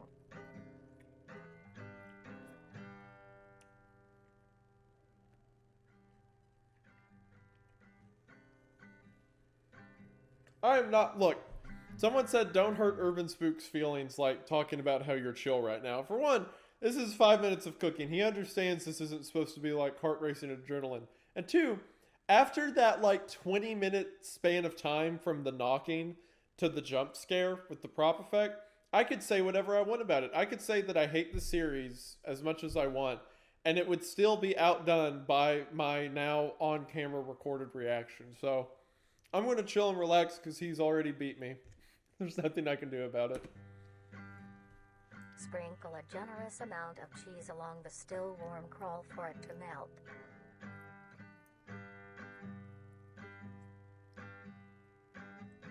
At this Go back point, 10 seconds.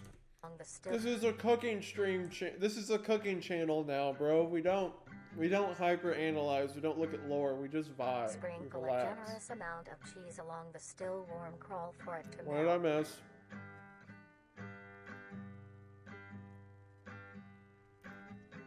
At this point, finish preparing the dish. Go with back your further. Penne People. evenly into your dish. Is this far enough for you, you animals? Oh, he's wearing a respirator. That's nice. Then add the crawl topping.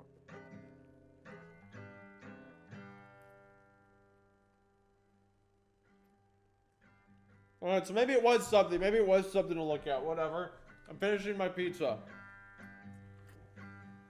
Leave me Sprinkle alone. a generous amount of cheese along the still warm crawl for it to melt.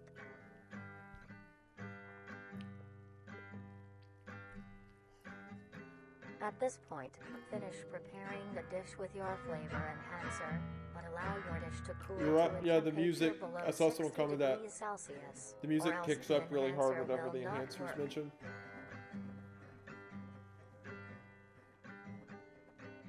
The government or some agency And now, you is may allying serve and themselves with enjoy. this thing. Because of the presentation we saw, and now like the enhancer and stuff, something fishy's going on.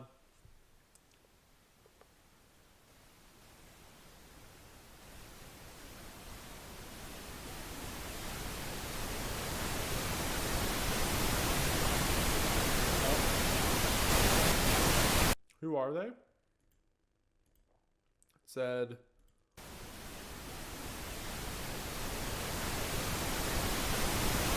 Who are they? And I can't read that. It's that circle again. I bet that circle that we saw the picture of, that I thought was just a circle, is the singularity. But I don't know what it is. Maybe a total circle? Oh, more fairy tales. There we go.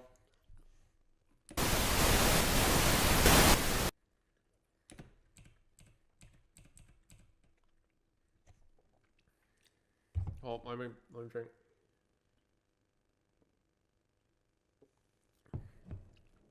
Although, the other critters ignored the rest of their fellow kind. Instead, they secretly visited the slumbering visitor. They snuck what little food they had and carefully fed it to the prince, greatly hastening their recovery. Interesting. Okay. Something about this ally ship that the prince makes with the creatures leads to Vita's Carnis. It has to. Many people get pets for companionship. Okay, before we get into guide to owning a pet trimming, I hate having grease on my hands, and I'm done eating, so I'm going to wash my hand. I'll be right back.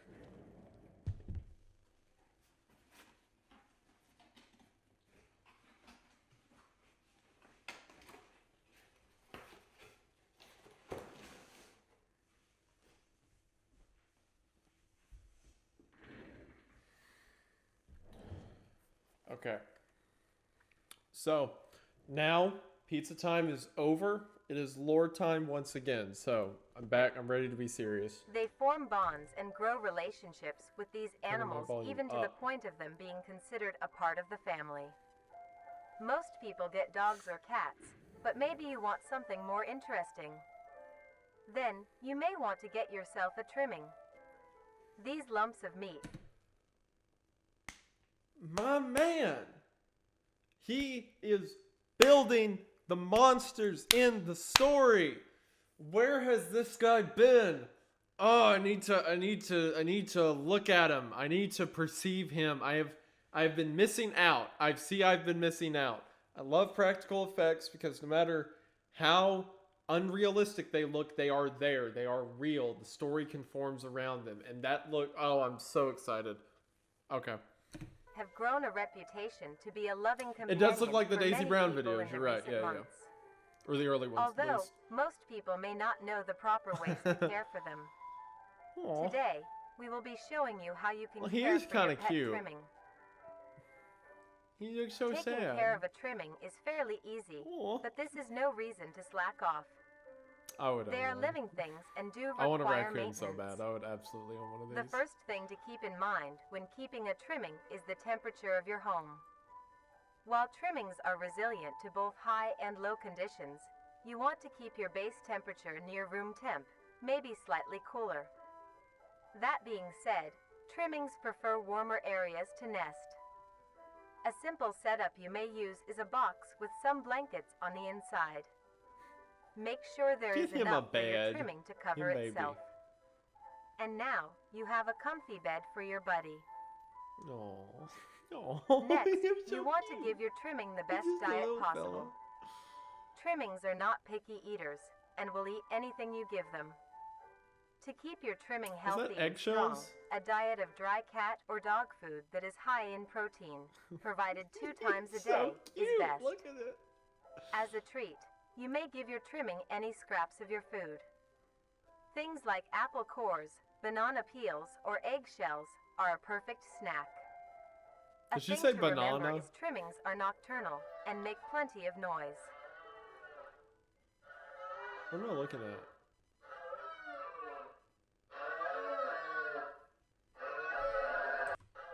Noise. I'm looking at. I can't change my brightness, I don't think. What is that? There's like a... Does it look like a rock?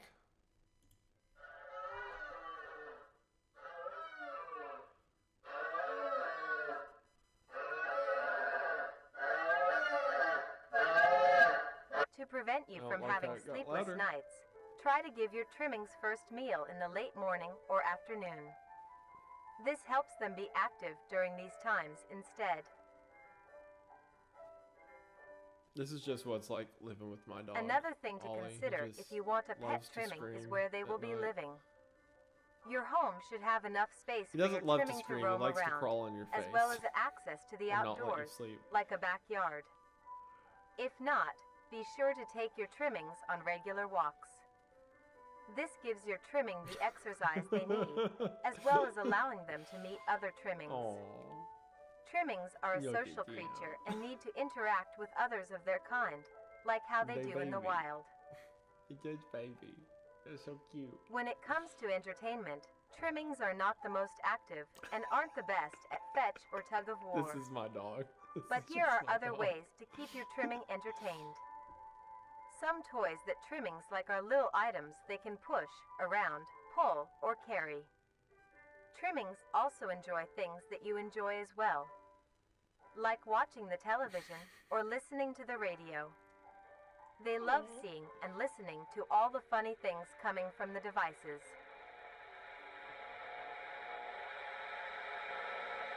Don't like that part.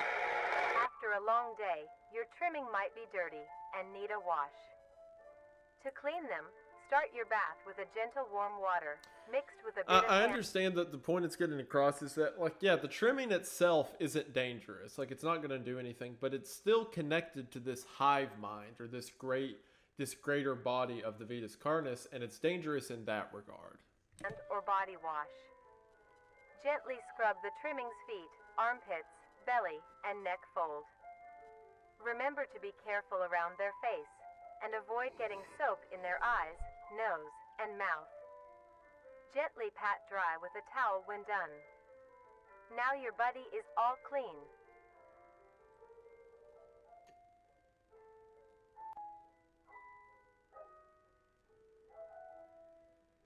And lastly, as said before, trimmings are social creatures, so be sure to give them plenty of affection. It's just They love receiving pats, It's just a scratches, baby. and pets. They also love to sit with you and cuddle. Since they communicate with each other in the wild, it is best to replicate this behavior with them as well. Simply talking to them is plenty enough. You can talk about your day, if anything interesting happened at work, if you are working on any new recipes, or talk about the weather. Trimmings are very good listeners and love to be involved. I might be reading a little too much into it, which is what I'm good at. But the way it explained it, where it's like they love talking to you, talk about anything, talk about work or the weather or what's going on. It feels a little bit like surveillance, spies. It feels like while they may not be able to hurt you, they listen to the radio communications. And we saw that newspaper clipping of the crawl overtaking a radio tower. So maybe these things act as listening posts. Like the Vita's Carnis is smart. It has to be to some degree to do some of the actions they do. They're not just dumb animals. So perhaps the trimmings are like listening devices effectively. And that's why they want you to talk to them. Interesting. He's still baby, but interesting. With all of these in mind, you are now well equipped to have a trimming become a part of the family. Do things right, and you will have a companion for a long while.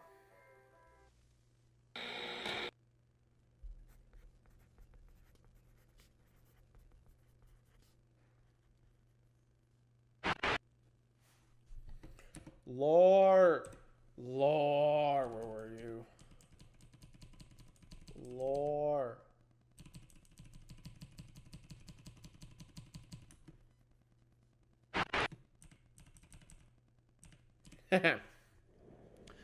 One day, the prince awoke suddenly. Thanks to the critter's assistance, the healing process had finished very quickly. The prince had fully recovered and was now fully awake and aware of their surroundings. Surprised by the sudden awakening, the critters ducked and hid from the prince's sight. So eventually, wears off, prince wakes up. Got it. Cool, on to the next one. Let's keep rolling. Yeah, so I imagine each one of these are going to be about things from the main one. So we had a crawl video, we had a pet trimming, we had a trimming video. Now we get meat snake and then the mimic. I'm not looking forward to that one. And then we talk about this species anomalies report's going to be about the harvester, if I had to guess.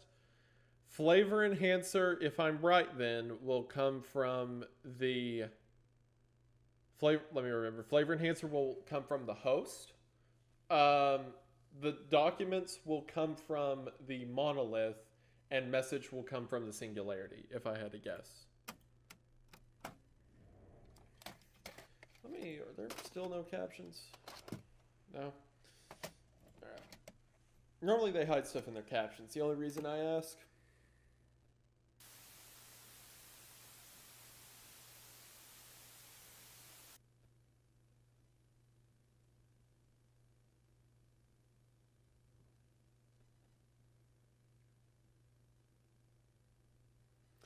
Does go back. Someone pointed out that there's that warning in the at year the of beginning, 1945, which further implies that they don't want people watching these tapes. And again, I think that the government, or at least whoever's making these tapes, is in on it or a part of Vita Carnis. with the war finally ended, the cleanup process had started. During routine this is sweep about of that an underground massive train one. tunnel, the cleanup crew made a grotesque discovery. Found completely filling the tunnel was a meaty wall, and in the center of the mass was an opening with several skulls surrounding it. closer inspection of the blockage revealed that the mass was actually an extremely engorged meat snake. Its impeccable size had blocked off the entirety of the tunnel's path. There was many strange things with this creature. First was the coloration. Oh, that's A typical so meat snake's cool. color is bright reds and light browns. Oh. This particular meat snake was a very deep maroon. Another strange thing about it was its behavior. This creature barely moved. Meat snakes are normally sluggish and encumbersome, but the specimen discovered seemed to lack even basic motor functions. Its behavior was that of a plant's, stationary, with Teeth only and minor movements skulls. within. One would assume it was dead. The reason the meat snake may act this way may be because it was completely lodged in place and minimized movements to conserve energy. But how would it have gotten this deep into the tunnel in the first place? And by the looks of weathering, it had been in there for quite some time. So how did it get so large? The answer was discovered by a different cleaning crew, who found the other end of the tunnel. They followed it until it met with the other end of the meat snake. Alongside it was a huge pile of carcass.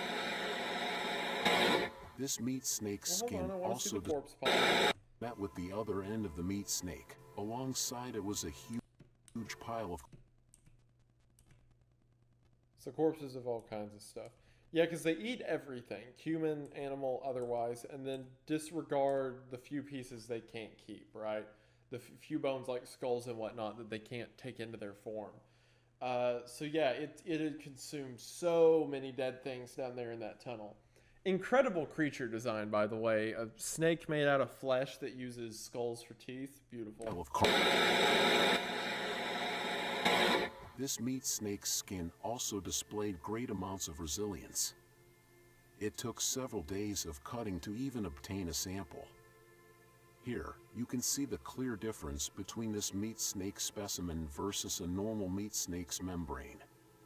Testing on the sample showed that it had great immunity to damage. It tolerated extreme freezing temperatures, extreme heat temperatures, and even high doses of radiation. It is a wonder how such durability can occur in an organic creature. Another strange phenomenon is the smell off the skin. Normally, it would have a sour smell of rotting flesh. But the specimen displayed a rather pleasant smell, like that of cooking scrambled eggs. Ew. Meat snake was later discovered to be missing by unknown survivors. How the meat snake was later discovered to be missing by unknown survivors. Meat snake was later in smell, like that of cooking scrambled eggs. Meat snake was later discovered to be missing by unknown survivors. How the meat snake grew in size was discovered to be. How the meat snake grew in size was discovered to be.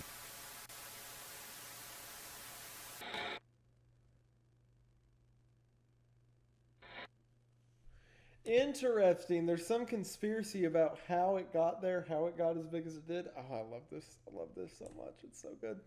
Maybe someone in government, the person it showed blurred out, Size was discovered to be. maybe they were feeding it something. Maybe they were killing people to feed it, perhaps. Who knows? Maybe that's what the cold activity was, right? Because we know that there's cold activity around it, whatever it was. All right, let's get to the story. There it was. Boom. One of the critters built up the courage to meet the now awake stranger. They crawled to the prince's side and extended their hand in friendship. The prince reached back, and together they had formed the bond that will change their fate. So it might have been when they touched. Something happened when they touched. Interesting. This is so cool. Top comment. Imagine trying to explain to your boss how you lost a 40-meter long snake. That's so funny. Oh, that's so good. All right, next one. These are great. I love it. I'm on the warpath.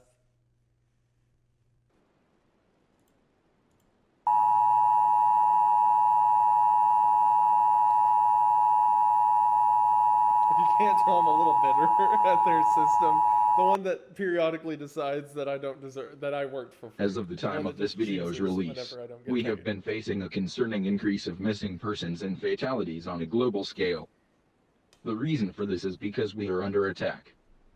We have discovered that there has been a significant growth of mimic populations, Guys, which is threatening. The 30-second clip from the last one is going to bother me for the next few weeks, okay? This is a 30-minute video, a 20-minute video. Help. Public safety. National leaders have released this instructional recording to teach you on how to defend yourself. Here is what you need to know about the threat. Mimics are humanoid, intelligent predators that are highly adaptive and feed solely on human prey. Mimics gain information on people by watching their daily lives and pick to hunt people when they are most vulnerable. The most common times a mimic will attack is when you are asleep, that walking alone, or in a cornered position. Mimics are cautious and calculative creatures, taking precautions to ensure a successful hunt. They utilize various tactics to capture a person by surprise. One of the more well-known tactics is hiding itself inside of furniture to blend into its environment. Don't tell me it's in the closet. Common objects that mimics can hide inside are sofas. Yo.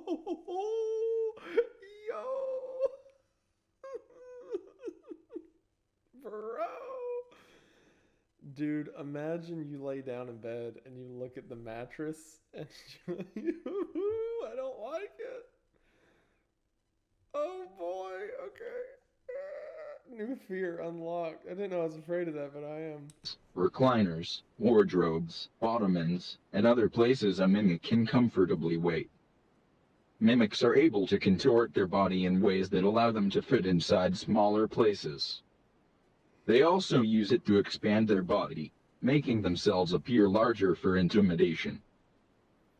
Another method mimics use to blend in is their ability to put on and wear clothing. Mimics put on layers of shirts, pants, and jackets to hide their bright red skin and blend into densely populated areas.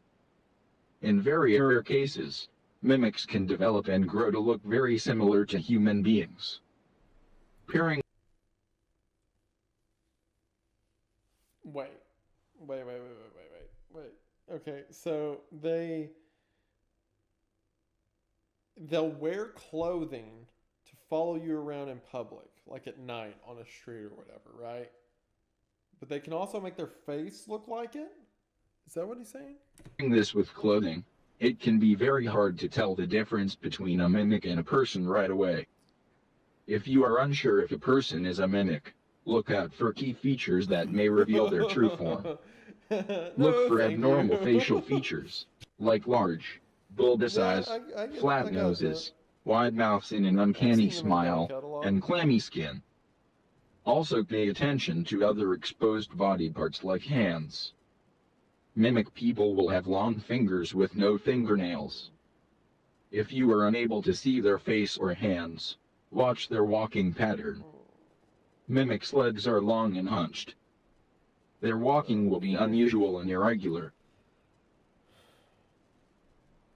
Here is what you do if you are met with a mimic. Cry. If it stands before you, do not panic. Cry. Stand your ground and try to appear larger. Yeah, okay. Like it's a Wave your hands and make plenty of noise. Maintain eye contact. A mimic will hesitate to attack a potential threat. If you are armed with a weapon, aim for the head or legs. We're getting These are the best areas to hit to immobilize the threat. Fight back and don't let it get a hold on you. If you find a mimic that hasn't discovered you yet, stay out of sight. Call the authorities and alert them of your location. Stay where you are to avoid startling the mimic. If the mimic gives chase, run. Try to get somewhere out of sight and hide. Do not leave the area. Officials will need to locate you to help. Stay low and stay quiet. With the information you have learned, use it well, and stay safe.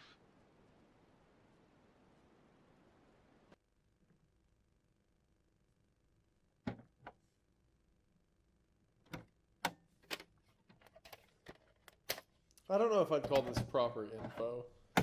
Maybe it's like shoot 'em or whatever, run. This might be. I don't trust the first guy.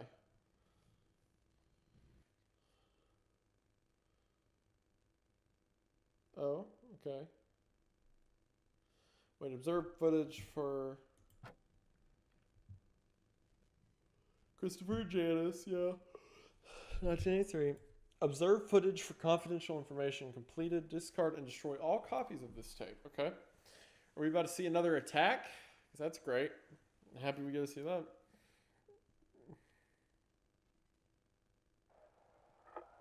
I think those are her shoes. I think I remember those shoes in my moment of trauma. Let's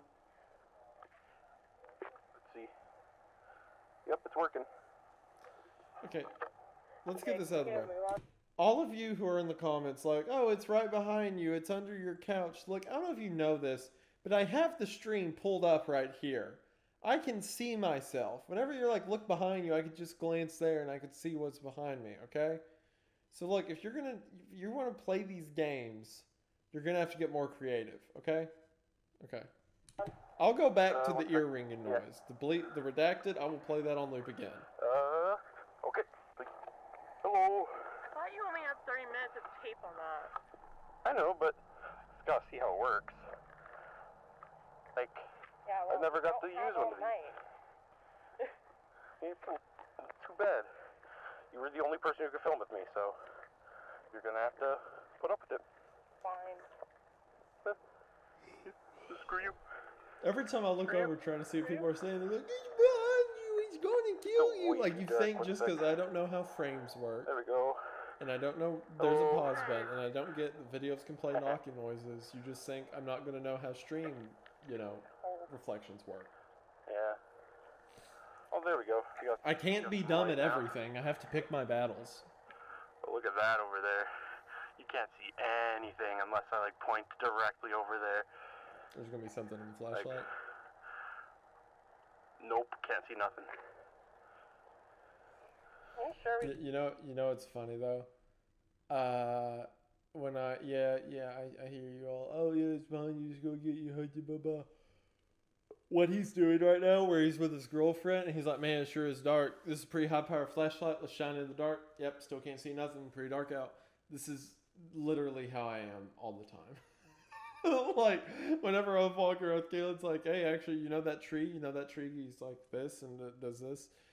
Kayla says dating me is like microdosing Wikipedia. Like, I never stop talking about random unrelated topics. So yeah. We should be out this late. Fine. I'll cook you stuff when we get home. Don't worry. I'm hungry. Too bad.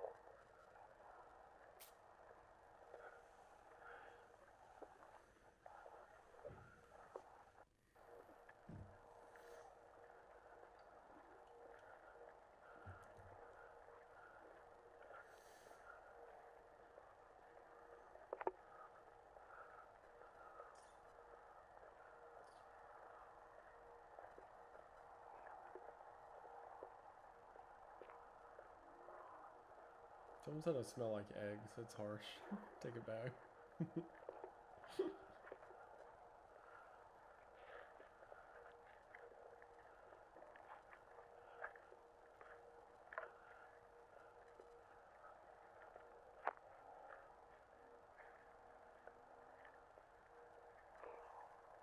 Wait.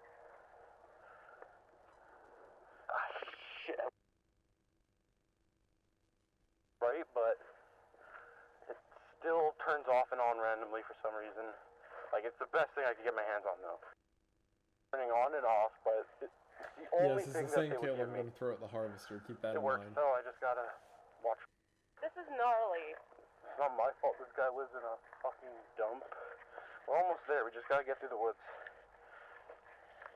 Hey, babe. Shortcut through the woods. Just gotta go through the woodlands. It'll be fine. Hopefully there are lights out there. Like, people still live there, right? Can't be that bad. Pretty dark to me. But it was just one guy. I don't know why. Like, why would they get rid of everything?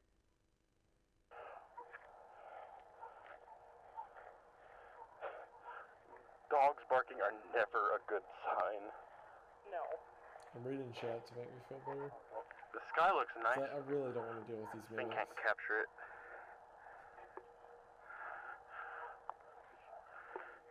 Barely capture the ground in front of me.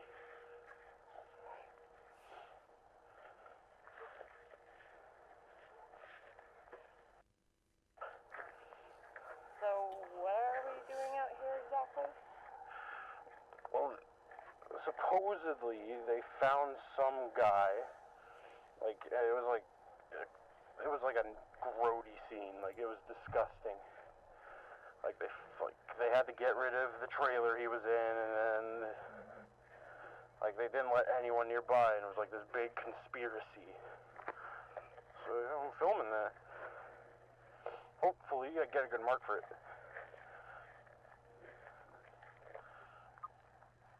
There we go, we're getting close.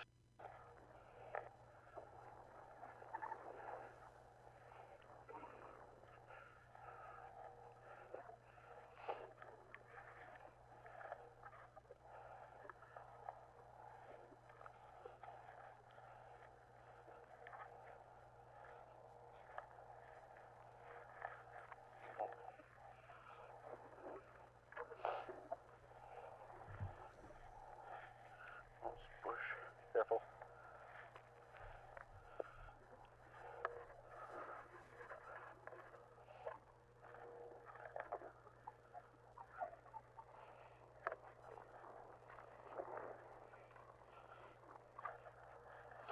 Yeah, this is about mimics, not the harvester. I know where we're going. Yeah, we're almost there. We're on the road. We're right next to it. This is also me with Kayla. It's literally up I'm there. fine. I know where roads. I know where roads work. Come on. You walk on them Not and then you too get late somewhere. yet. That's how every road that's ever been made works. Okay, there's no road that doesn't go somewhere. Yeah? If you walk on the So road, you'll be hungry. somewhere, right? And we want to get somewhere, so just let me drive. Okay, we're almost there. It'll be like 5 minutes. 5 minutes, okay? Having flashback. We're on the road. This is shortly before I throw her to the We're harvester. almost there. We just got past the tree line and make the way to the trailer park.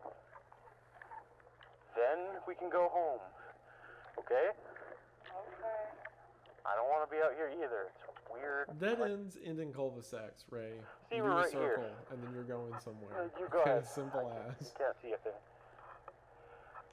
Dead roads lead to themselves, and all roads lead somewhere, so there you go. Just up here. There should be a path. Right there, yeah, right here.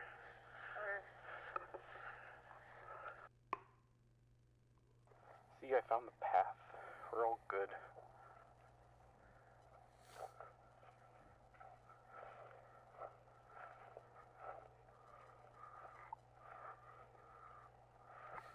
That's a good one. Harvester. I barely even know her.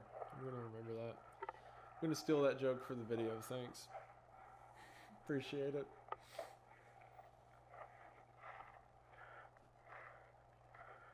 I think I've made that exact joke regarding a tractor. Someone's like, yeah, I bought a new harvester. And I went, harvester? I hardly know her. Classic.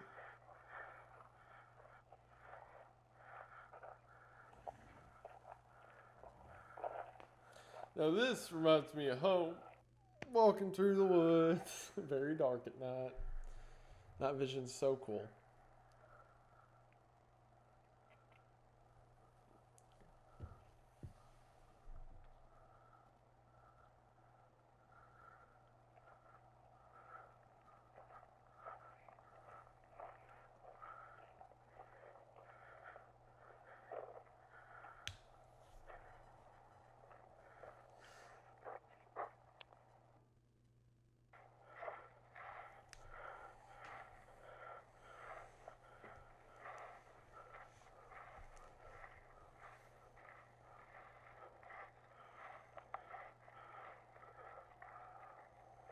No, she's still alive. Everyone thought she was dead. She's right there.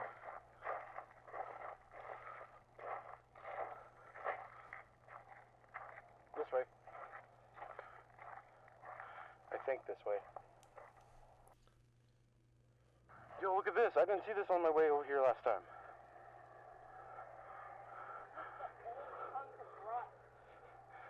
It's cool. Like, we could get a shot of this in, like, atmosphere, you know? It just looks like tetanus to me. This is, oh my word. I mean, I keep making jokes about this sounding like me and Kayla, but the number of times I've seen an abandoned vehicle on the road instead of something along the lines of, that would be good for atmosphere. He just like me, for real.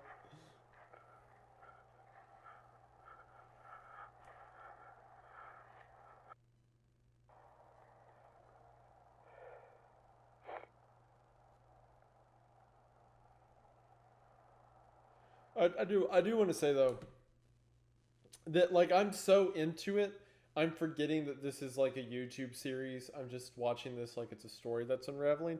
This is so cool. Taking like an analog horror that's about this company and then mixing in like old fantasy lore and then these elements of like there's a conspiracy going on and then to have like physical monsters, like actual practical effects, and then to do whole segments like this in as part of a police investigation, and this is the found footage. Incredible. Like I said, I'm in love, boys.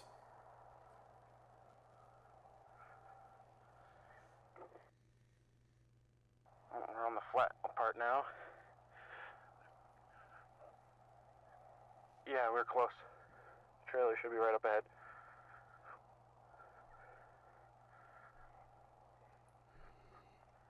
I think the reason they're still alive is because the conversation they had coming in is that a guy had to have his trailer moved because there was, they said he was mauled, everyone was. that he was like There's just no one here now, torn though. to pieces, Not a single and building they think in an sight. animal did it. So now they're going over. Like They way said over they were repoing But- something from the property or something like that. There's no one here. So the only reason they haven't been Strange. killed yet is because they're going to where it happened, and it's when they get there it'll go down.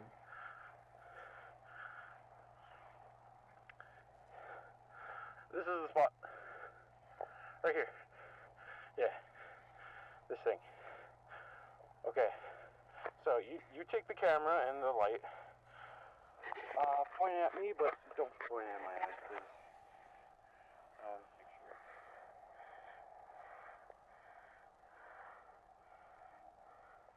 How do I look? Like a barf bag.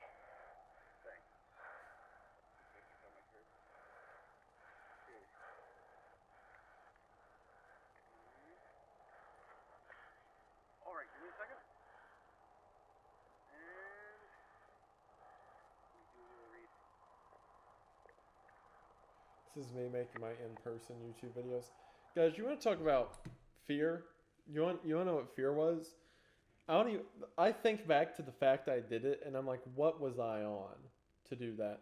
When I went to the brushy, which one was the Brown Mountain Lights? When I went to Wiseman's View by myself at 2 in the morning, not a single soul up there, and just started walking through the woods. But you want to talk about like noises, getting freaked out, and I just had the camera with me. I was insane. I don't know what's wrong with me. Okay. You're 19. Teenage boy was coming home from the trailer late night. Hold on. Although, when he arrived at home, he found a grisly scene.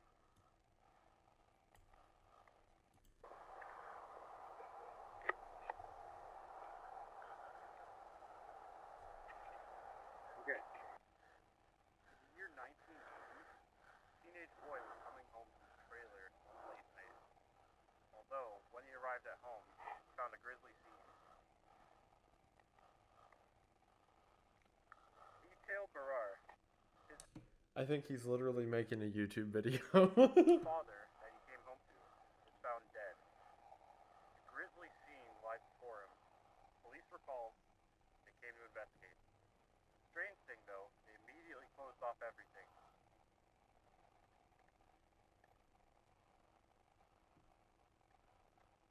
No one was allowed near, but only a few witnesses saw what truly happened there. For some reason, the police were acting very weird, trying to keep everyone away and telling little information. And when the information was released to the public, they say it was a Although, trailer...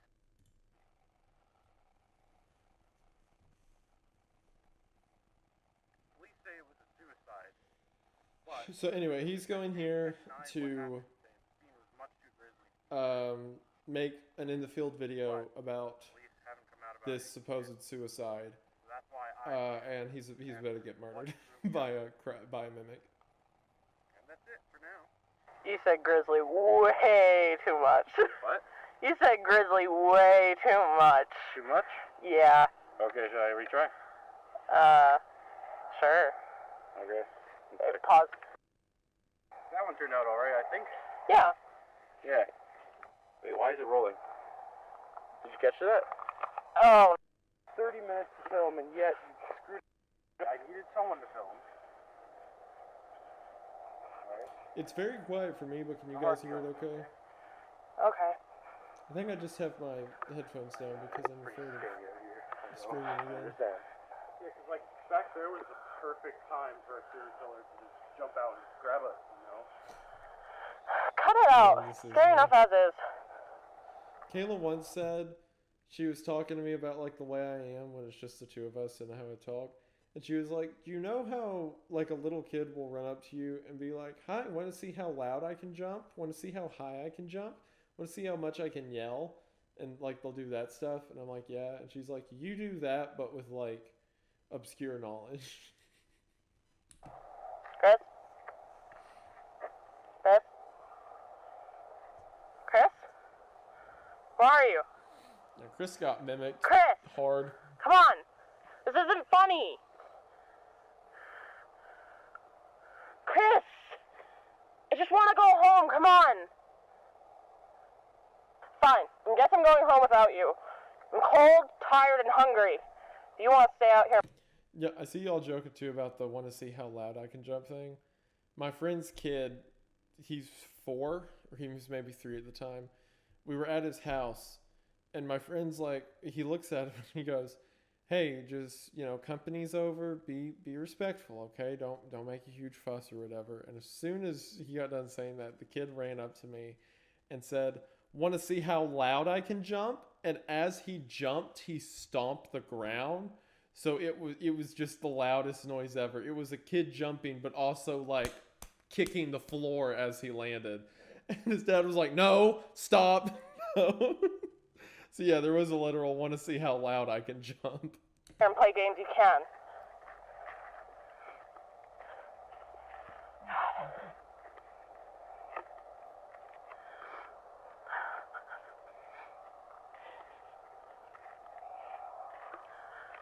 No, Chris is in heaven, man. It's over. Chris is gone. Chris is on the glory train by now. In the sweet by and by. See, if this was Kayla, right? If Kayla disappeared, if I was like Kayla and she didn't answer the first time, I would just be singing spirituals. Welcome back to the house. Oh, brother, let's go down. Let's go down. Come on down. As Kayla's screaming behind me. Down in the river to pray. I went down in the river to pray. Studying about that good old way. Like she's gone. Chris? What are you doing? Chris, this isn't funny. Oh! Yo! Yo!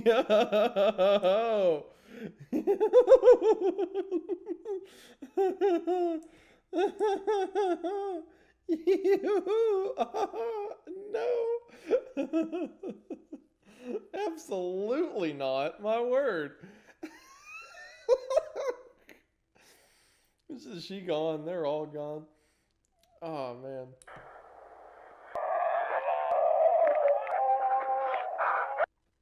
Oh!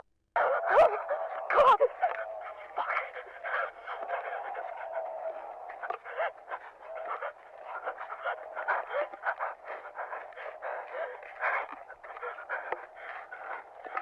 There he is. Yep, that's him. It's the man. It's our boy back again.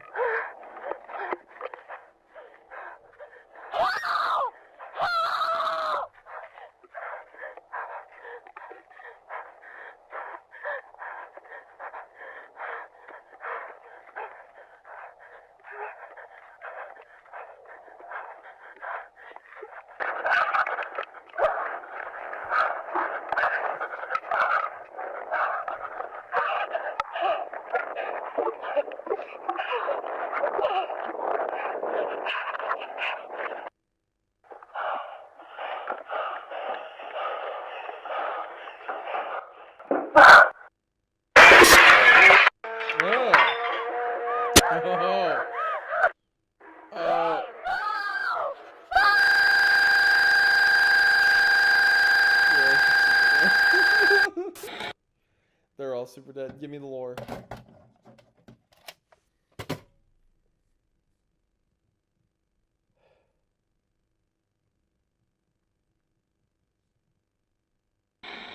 Okay, there it was.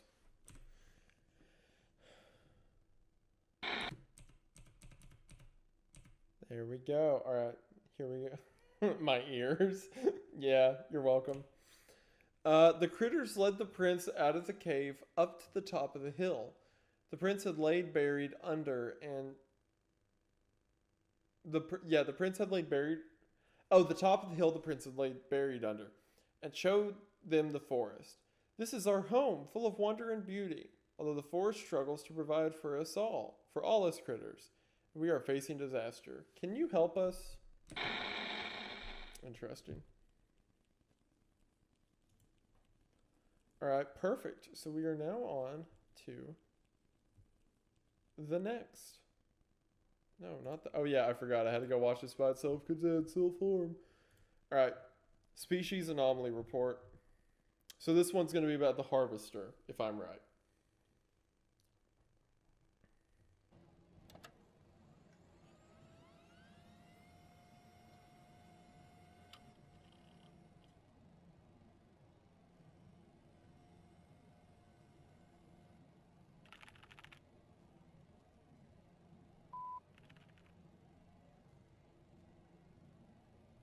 The thing I'm going to feed Kayla to.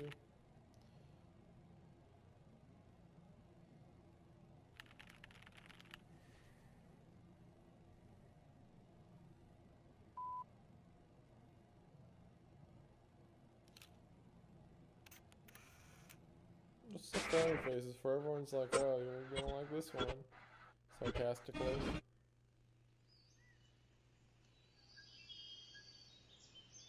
Don't trust y'all.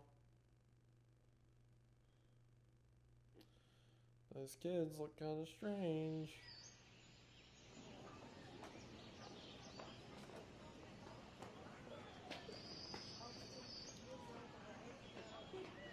I remember there was that news report of the entire family being killed by one. Or it said family attacked, but I assume they were killed.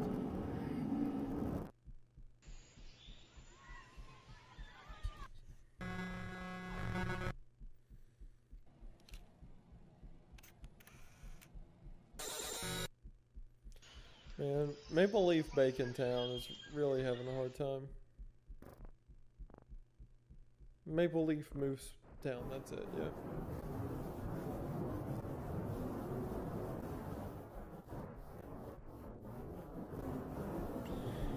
Them kids are about to get ate. It was full bar.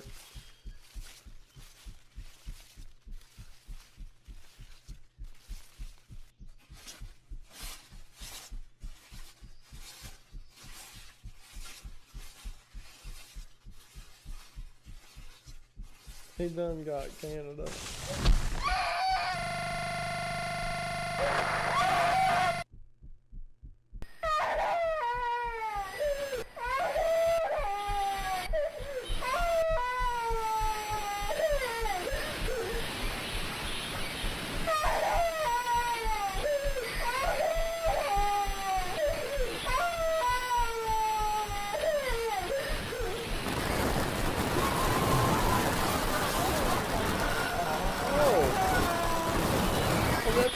Being melted.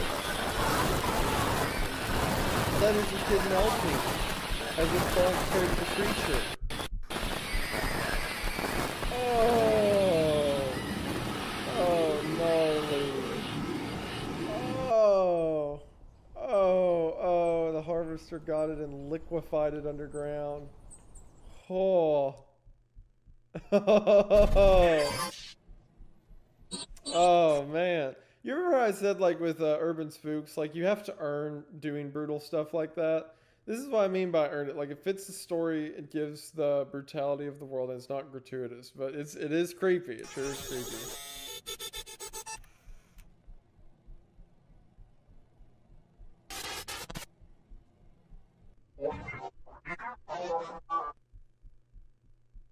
Canada has fallen.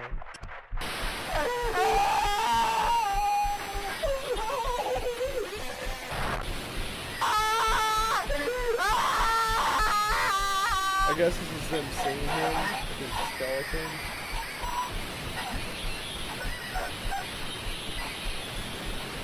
Oh no, the mom got it too, okay. Probably trying to save him, man. To get paralyzed and then pulled underground where you're liquefied. Huh. I love it. It's so good. Alright, more lore. That one was probably my favorite in the new series so far. Out of like the bonus ones that are out of the mainline descriptions. That one was probably my favorite. That was effective, like the implication of them being liquefied. Oh, give me a better one. Give me a better read than that. Oh, okay. Well, I can't read any of that. Can I make the? I don't think I can make the quality, but yeah, it's at 1080. Man, I can't read any of that. Something.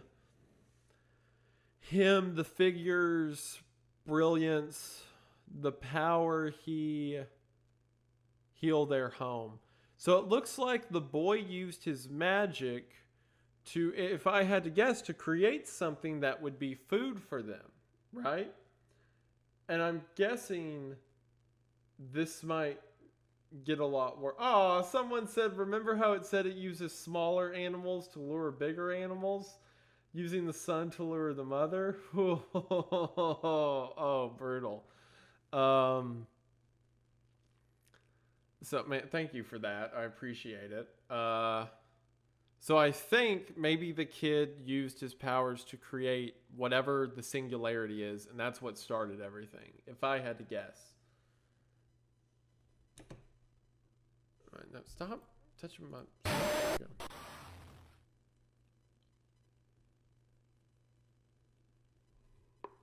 Perfect. So the two left should be about the monolith and the flavor and answer must come from the monolith and the singularity.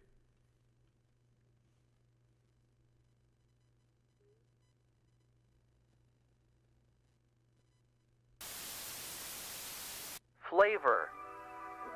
The most crucial component to enjoying a good meal. The way food tastes is what makes eating so pleasurable. Because I see you all. But what if you could savor every little detail you could possibly want? Is that better? Is that better for you people? That is why we, at Nutrier Co., have made it so that you may enjoy every single bite you take. Hope you're happy. With our product, the Flavor Enhancer, you can extract every last morsel of taste from your plate. With overwhelming demand for this essential product even since our start earlier this year, we have delivered what you wanted. Now introducing the Flavor Enhancer Deluxe.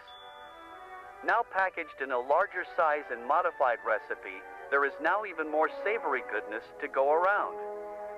Since our debut in mid-1990, the Flavor Enhancer has shown to be a major hit, with our product flying off the shelves. The Flavor Enhancer Deluxe will allow us to satisfy your growing, tasting needs. Now allowing you to add even more enhancer to your dinner, making your food even better to enjoy. Delicious. The Flavor Enhancer Deluxe, available on shelves now. Nutrier Co., experience true savor. Is the pyramid the thing on the monolith's head?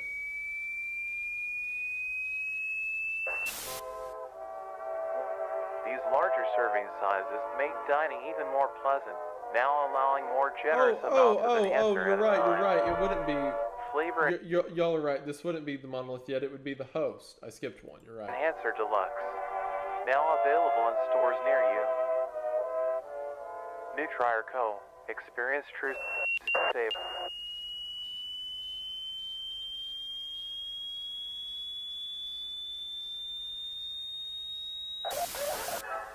Make your taste buds pop with the new deluxe size. Make tasting even more awesome.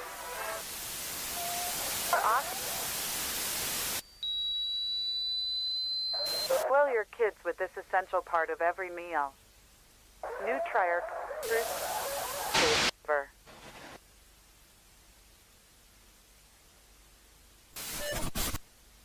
Flavor Enhancer Deluxe. Required for all meals, no matter how small it seems, just a little more.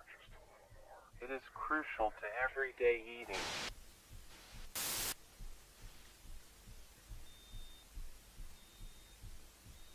You need the flavor enhancer to enjoy eating. You need the flavor enhancer. Consume. You need it. You must need it. You must. Consume. It's got to be the spores, right?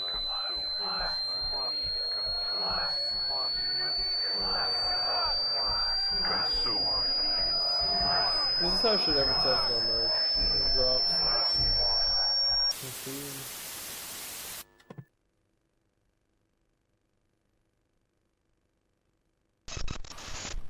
Interesting. So that leans into a few things. For one, it leans into my theory that... Yeah, it leans into my theory that the government or some agencies or what have you are working with the Vita Carnis in some regard, or they want them to succeed at least, or they're possessed by him, however that works. And they're creating this thing probably based off the spores to put it in people's diet. And that is fascinating. Maybe, you know that thing that said, if they don't get back to the host in 36 hours, they're fine. Don't worry about it. What if they're not fine? What if they go on to be like people who serve it through media and through commercials and stuff like that? That would be interesting. Also, there we go. This is much better quality.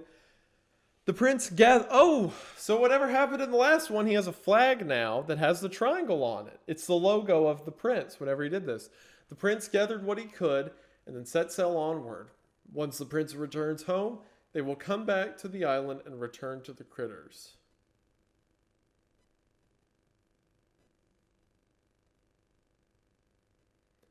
He left them with this singularity and then set out on this mission. Is the prince humanity or are the critters humanity? Because whichever one is, I think the other one's the Vita Carnis. It's something out of this world, something supernatural, right?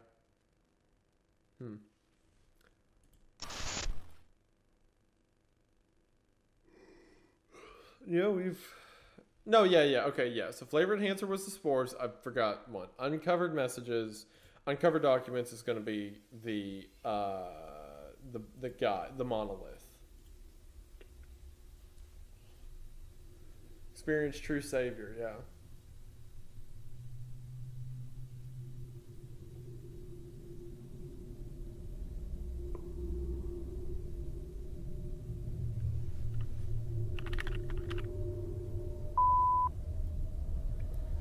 Files confiscated or not released to the public.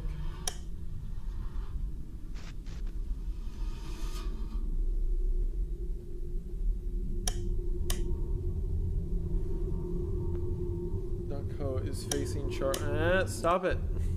Is facing charges after numerous reports of sickness after consumption of their product, the flavor enhancer.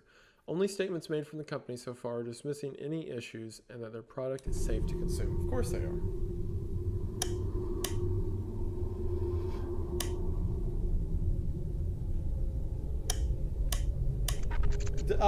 This is the guy. Okay, so there's an order forming around the Vita Carnis, like a religion, the cult practices almost.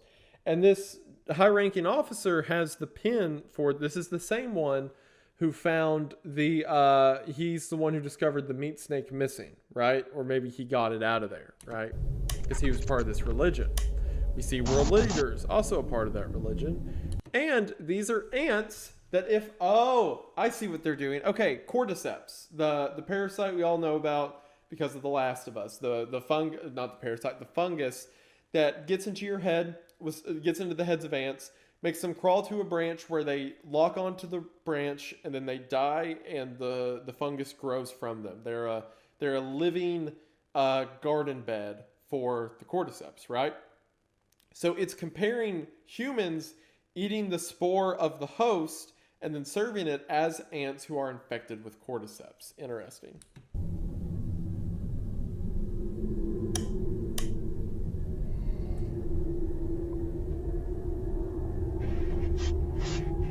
Interesting.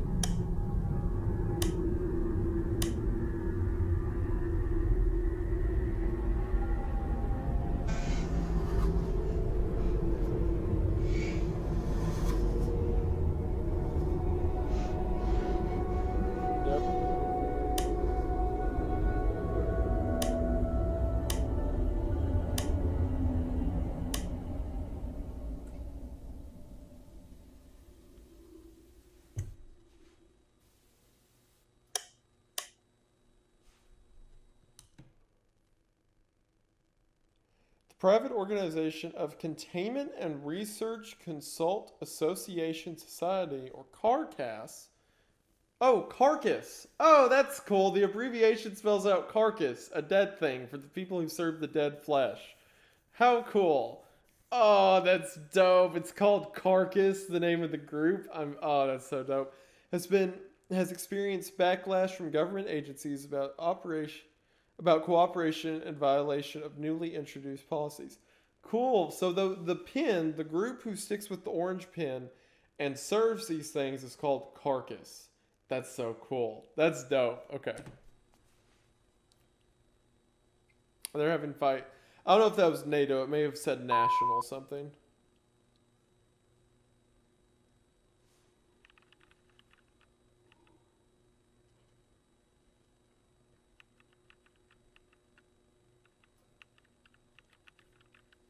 Oh, hello, Aiden. Hi. No, you can't eat the meat snake. Stop that. I raised you better. Okay, so that was the end of that one. Hold up, did I miss... Was there not lore? Did it go by me and I didn't see it?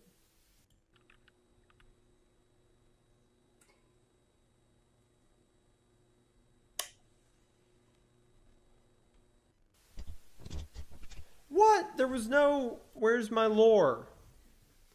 Where's my trinket? Where's my little clip? My little Dark Age clip?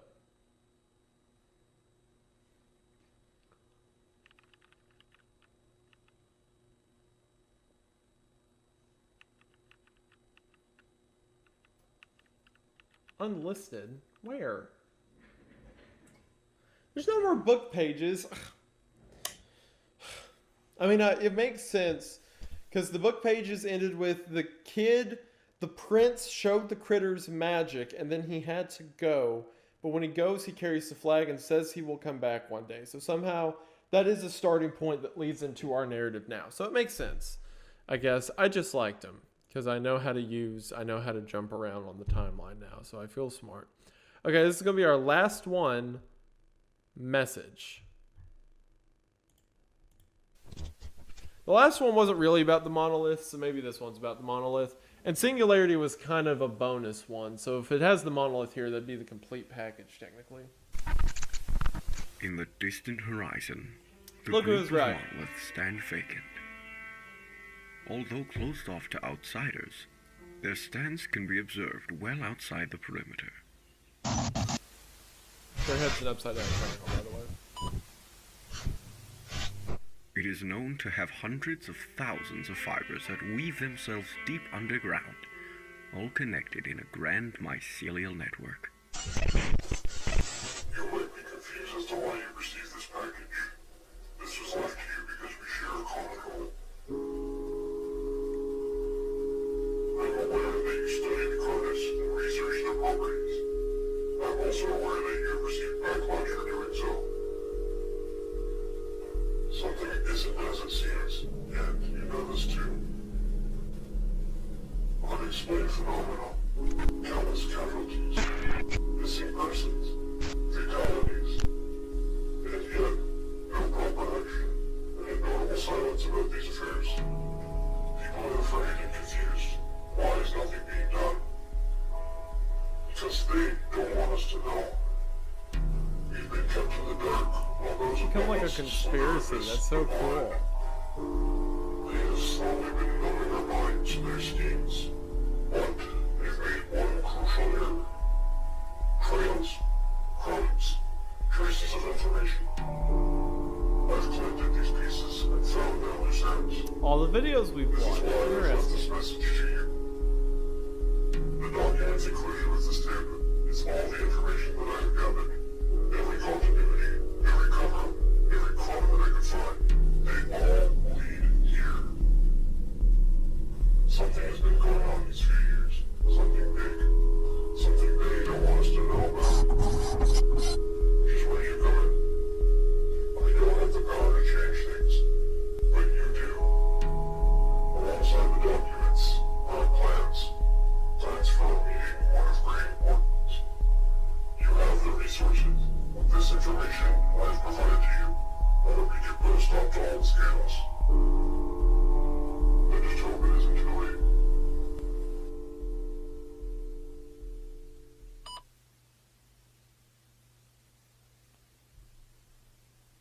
Dope. The monoliths are truly an astonishing sight to behold. Dope. Dope. That's so cool. The series goes so hard.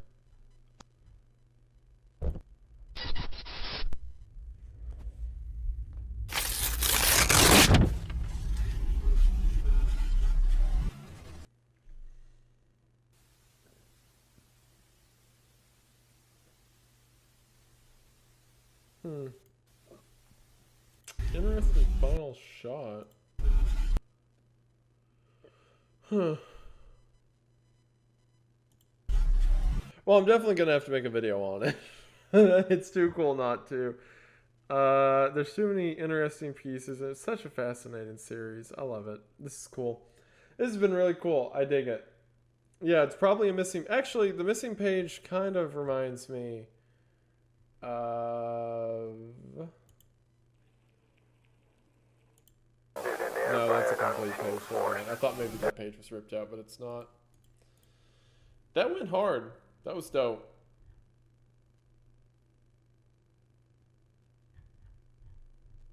Yeah, that was awesome. Fantastic. Yeah, I'm a fan. That was a good series. I like it a lot. I want to watch more of it. I'm fully invested. I like it much better than Urban Spook, as stated. And yeah, it was a good time. And the boy in the camera is good too. So yeah, that went hard.